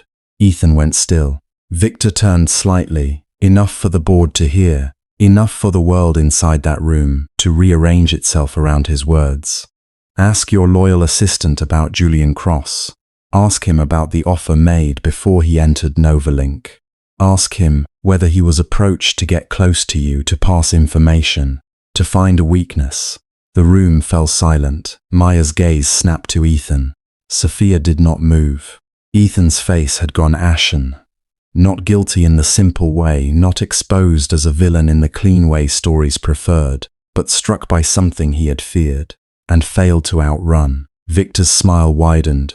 Poor boys don't wander into glass towers, Sophia. They are sent, or they climb with knives between their teeth. Security pulled him toward the door. This time he went willingly. No one spoke after he left. The evidence remained on the screen. Daniel's testimony, bank records, proof, victory. All of it still there, solid and irreversible. Yet Sophia could feel the fragile warmth that had carried her through the last hour begin to tremble. She looked at Ethan and remembered every beginning. The diner where she first saw him rebuild broken code on a borrowed laptop. His guarded eyes when she offered him a job. His refusal to be impressed by her office, her car, her name. The nights he challenged her. The morning he stood between her and humiliation at the banquet. The way he had said, I'm not doing it for your company. Was truth still truth if it had begun near a lie? Ethan took one step toward her. Sophia. She lifted a hand, not to stop him forever, only to hold herself together long enough to ask. Her voice was quiet, too quiet for the boardroom, too human for the glass tower. Was any part of us arranged? For a moment, the boardroom seemed to lose its walls. The city remained outside, glittering beneath the afternoon sun, as if nothing in the world had changed. Cars moved like silver threads between towers. Screens across the room still displayed the evidence that would bring down Victor Hale's faction. reopen the factory case, and force NovaLink to answer for sins buried long before Sophia had inherited her father's chair. But Sophia was no longer looking at the evidence. She was looking at Ethan. The silence between them had a strange weight. Not the silence of strangers. Strangers could lie and walk away clean. This was the silence that could only exist between two people who had handed each other pieces of their wounded selves and suddenly discovered one shard still hidden. Ethan's face had gone pale, but he did not look away. "No," he said, and the word came out rough. "Not us." Sophia's fingers curled lightly against the edge of the table. She wanted to believe him quickly. That was the frightening part. Her heart had already moved before her mind could protect her. Then what was arranged? He glanced once at the screen, where the remnants of Victor's last accusation still lingered like smoke. Julian Cross, rival recruitment, data access, possible planted asset.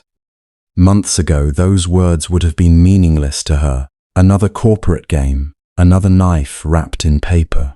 But now they had Ethan's name beside them, and that changed everything.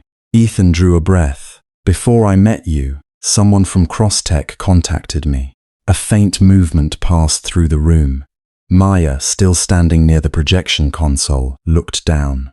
Grace Vale closed her eyes for one brief second, as if even she understood that the most painful wounds were often made after victory. Sophia did not speak. Ethan continued, each sentence placed carefully, as though any wrong word might break something neither of them knew how to repair.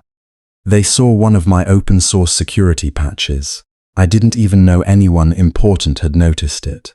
A recruiter messaged me first. Then another person called. They didn't say much at the beginning. Just that CrossTech had a place for someone with my skills. Good salary, apartment stipend, medical benefits for Lena." At Lena's name, Sophia's expression changed, not visibly enough for the others to notice, but enough for Ethan. He had learned the small weather of her face, the tiny tightening around her eyes when she was hurt, the stillness that came when she refused to let herself tremble. "I listened," he admitted. "I was broke. Lena's tuition was hanging by a thread. The community center was losing its lease. I had $3 in my account, and a landlord who thought dignity was something poor people invented to make themselves feel better." His voice did not ask for pity. That made it worse. Sophia remembered the first day she had seen him in the diner, sleeves rolled up, repairing broken code on a laptop with a cracked corner while counting coins for coffee. She had admired his mind before she knew his name. She had believed the meeting was chance. "And then?" she asked. "I said no." The answer landed softly, almost too softly for all the damage around it. Ethan looked at her with an honesty that had never seemed more painful. "I didn't trust them. They wanted me too badly without knowing me. Later, when you hired me, I recognized one of the names connected to the recruiter. I should have told you. I know that. I knew it then." Sophia's mouth moved, but no words came. Hurt did not always arrive as an explosion. Sometimes it came like winter light, spreading quietly over everything until all warmth looked distant. "Why didn't you?" "Because I thought you would look at me exactly the way everyone in your world looked at me." His hands closed once at his sides. "A poor man near your office must want something. A poor man with talent must be for sale. A poor man who had been contacted by your rival must be a spy before he is a person." Her eyes sharpened, not in anger but in pain. "And you thought I would believe that?" "I was afraid you might." The answer was honest. It was also not enough. Sophia lowered her gaze around them. Board members shifted uneasily, but no one dared interrupt. They had watched her face down legal warfare, market crashes, and a family coup. None of them had ever seen her look so young. "I fought an entire room today," she said quietly, "because I believe truth mattered more than appearances. I know. But you let me stand beside you without knowing the part that would be used against us." "I know." Her voice thinned, almost breaking.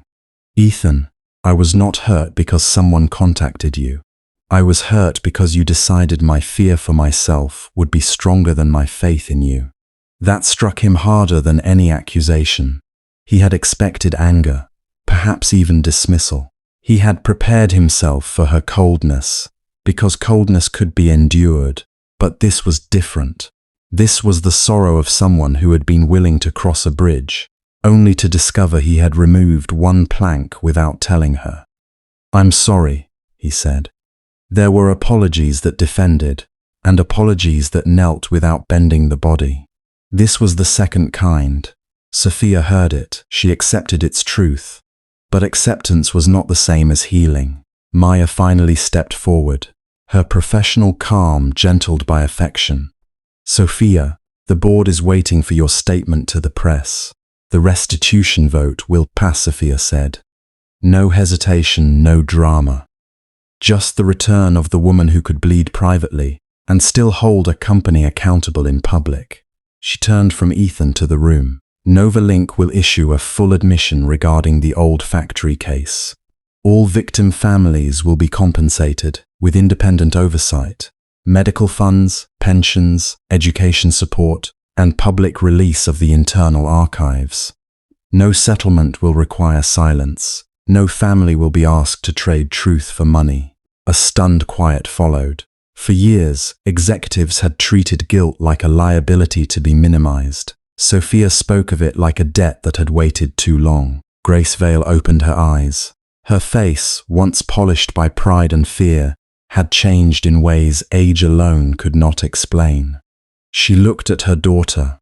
Not the heir, not the shield of the family name, but the woman who had chosen to tear open the past so no one else would be buried under it. "Your father," Grace whispered, "would have been proud." Sophia did not answer immediately. When she did, her voice was softer. "I hope he would have been brave enough to be ashamed first." No one knew what to say to that. By evening, NovaLink's confession had crossed every major news channel. The stock fell, then steadied. Protesters gathered outside headquarters, some furious, some crying, some holding faded photographs of those lost to a factory accident that had never been only an accident. Sophia walked through the lobby without security blocking the glass doors. She stood before the cameras in a simple black suit and apologized without hiding behind legal phrases. Ethan watched from across the street. He did not stand with her, not because he no longer loved her. That would have been easier. He stood apart because love, after truth, needed room to breathe. He had spent too much of his life proving he was not bought, not owned, not lifted by someone else's mercy. Yet in protecting his pride, he had wounded the one person who had never asked him to bow. When Sophia finished speaking, reporters shouted questions about Victor, Crosstech, restitution, board control, her father, her future. She answered what mattered and refused what fed spectacle. Only once did her eyes move across Ethan. She found him instantly. Neither of them smiled, but neither looked away. In the days that followed, their separation became something the media tried to name and failed to understand. Some called it a breakup, some called it strategy, some called Ethan Park a liability removed from the CEO's side before investors revolted. Articles described him as a former assistant, a self-taught coder, a man from a low-income district who had briefly entered the orbit of a billionaire and then disappeared. Ethan did disappear, in a way. He returned to the neighborhood where people still fixed old appliances with tape, where children learned homework under flickering lights, where talent often grew wild because no one had built it a path. The old community tech center had been gutted years ago after funding dried up. Its windows were cracked, its wiring dangerous, its donated computers outdated beyond use. Ethan unlocked the doors one morning with Lena beside him. Dust rose in the sunlight. "Well," Lena said, looking around at the peeling paint and exposed pipes. "It has character. It has mold. That too." He laughed for the first time in days, and the sound surprised him. They began with what they had. Ethan repaired the electrical panels himself after an old neighbor introduced him to a retired contractor who agreed to help for half price and endless coffee. Lena organized volunteers from her school. Maya sent over legal documents to form a non-profit, claiming it was just paperwork, while somehow ensuring every permit arrived faster than bureaucracy usually allowed. Sophia did not send money. That was what people expected her to do: write a check large enough to erase the problem, and small enough not to disturb her empire. Ethan half feared it, half wanted it, and hated both halves. Instead, she sent boxes, used monitors from NovaLink department scheduled for upgrades, old chairs from a closed training floor, books, routers, tools. Each delivery came with proper transfer forms, and no note. At first, Ethan refused to touch them. Lena stared at him over a box of keyboards. "Are you rejecting the equipment or your own happiness?" "That's not the same thing. It is when you're being stupid." He looked at his younger sister, who had become too wise too early because poverty did not allow children to remain only children. "She should have told me she was sending them." "You should have told her about Crosstech." He had no answer. Lena softened. "Opa, pride kept us alive for a long time. But maybe it doesn't know how to build a home." That night, after everyone left, Ethan sat alone in the unfinished center. Rain tapped against the broken windows. The room smelled of sawdust, metal, and old concrete. On the far wall, he had drawn plans for the coding classroom: 12 stations, 1 projector, free evening workshops, weekend repair clinics, mentorship for kids who could solve problems no one had taught them to name. He thought of Sophia in her glass tower, surrounded by people who measured her with market value, bloodline, and power. He had once thought she lived above the world. Now he knew she had been trapped in a higher room of the same prison. His phone lay beside him. He typed a message, erased it, typed again. "I miss you." Too late, though still true. "I was afraid being known would make me lose you." He stared at the sentence until the screen blurred. Then he sent it. The reply did not come for a long time. When it did, it contained only one line. "I was afraid being loved would make me weak." Ethan closed his eyes. There it was, the final distance between them. Not money, not bloodline, not education, not the tower or the neighborhood. Only the courage to be fully known without polishing fear into pride. 3 days later, the Restitution Foundation held its first public session. Sophia sat not at the head of the table, but among the families. She listened for 6 hours as people told stories of fathers who never came home, mothers who hid hospital bills, children who grew up believing their grief was a clerical inconvenience. She did not defend NovaLink. She did not mention how young she had been when it happened, how much had been concealed from her, how others had signed the papers. She wrote down names. At the end, an old man whose son had died in the factory fire placed a worn photograph in front of her. "Money won't bring him back," he said. "No," Sophia answered. "It won't." "Then why are you doing this?" She looked at the photograph, then at the hands that had carried it for years. "Because not doing it kept him buried twice." The old man did not forgive her, not then, but he left the photograph on the table. That evening, Sophia returned to NovaLink. The top floor was quiet. Victor's office had been sealed. Several executives had resigned before investigators could reach them. The board, frightened by public anger, but more frightened by her resolve, had voted to keep her as CEO under a new governance structure. Absolute authority had once seemed necessary. It had been the armor her father left, the weapon her enemies feared, the proof she was not a decorative heiress. Now, standing in her office with the city glowing beneath her, Sophia saw its cost. Power had allowed her to protect people. It had also allowed her to hide from them. She opened her desk drawer and took out a letter she had drafted at dawn. Not a surrender, not an escape, a resignation from the role no company charter had named, but everyone had obeyed. Sole ruler, final wall, lonely queen of glass. The next morning, Ethan was installing shelves when the center went unusually quiet. He turned, expecting a building inspector, perhaps Maya with another stack of forms. Sophia stood in the doorway. No cameras, no security wall, no tailored entourage announcing importance before she entered. She wore a cream coat dampened slightly by the morning mist, her hair pulled back simply, her eyes tired in the way only honest work could make a person tired. In her hand was an envelope. For several seconds no one moved.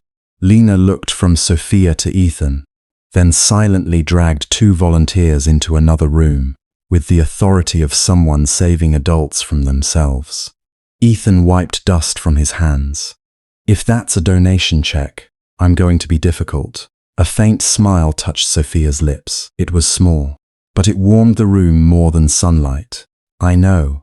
She walked toward him, stepping carefully around paint cans and loose cables, as if entering not a ruined building but a place deserving respect. It isn't a check. He looked at the envelope. What is it? Sophia held it out. My resignation. His heart dropped. From NovaLink? No, she shook her head. From ruling it alone. He did not take the envelope immediately. Sophia looked around the unfinished center. The patched walls, the mismatched chairs, the stubborn hope being built by tired hands. When she spoke again, her voice had lost the distance that once protected her from everyone. I'm staying as CEO. For now. There is still restitution to complete, archives to release, people to remove, people to protect. But I'm giving up absolute control. Independent oversight, employee board seats, community technology grants that don't depend on my mood or my guilt. A foundation led by people who understand need without requiring them to perform gratitude. Ethan stared at her, understanding slowly. You came here to tell me that? I came here because I don't want to love you from above. Her eyes met his fully. And I don't want you to love me from a place of defense. The words entered him quietly and stayed. Sophia's fingers tightened around the envelope.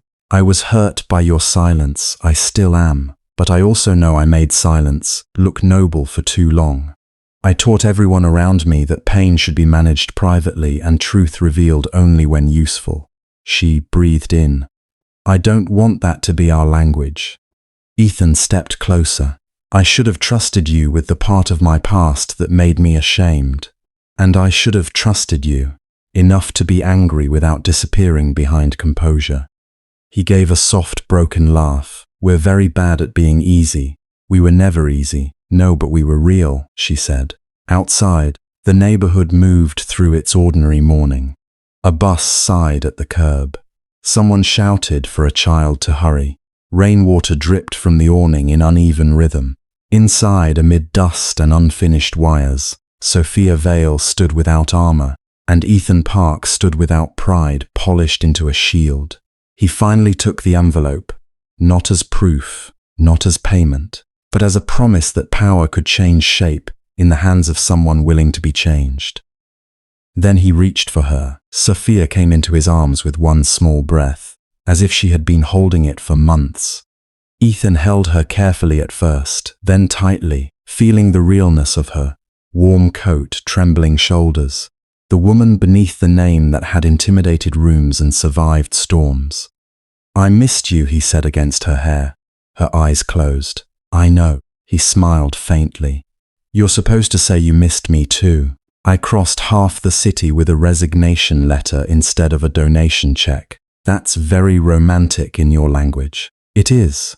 He laughed, and this time she laughed with him, softly, unbelievably, like something frozen had remembered spring. When they separated, Sophia looked toward the bare wall where Ethan had drawn the classroom plan. 12 stations? She asked. For now, you'll need better wiring, I know. And fire safety, I know. And chairs that don't injure children. He glanced at the old stack in the corner. Those were from your company. They were terrible at my company too.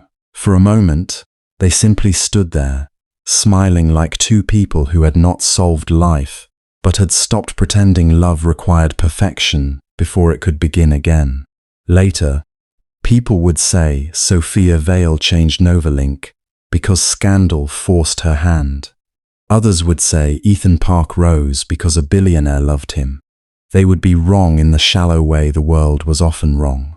She had not rescued him. He had not softened her into weakness. They had recognized each other in places no resume, inheritance, headline, or bank account could reach. He saw the warmth beneath her glass tower.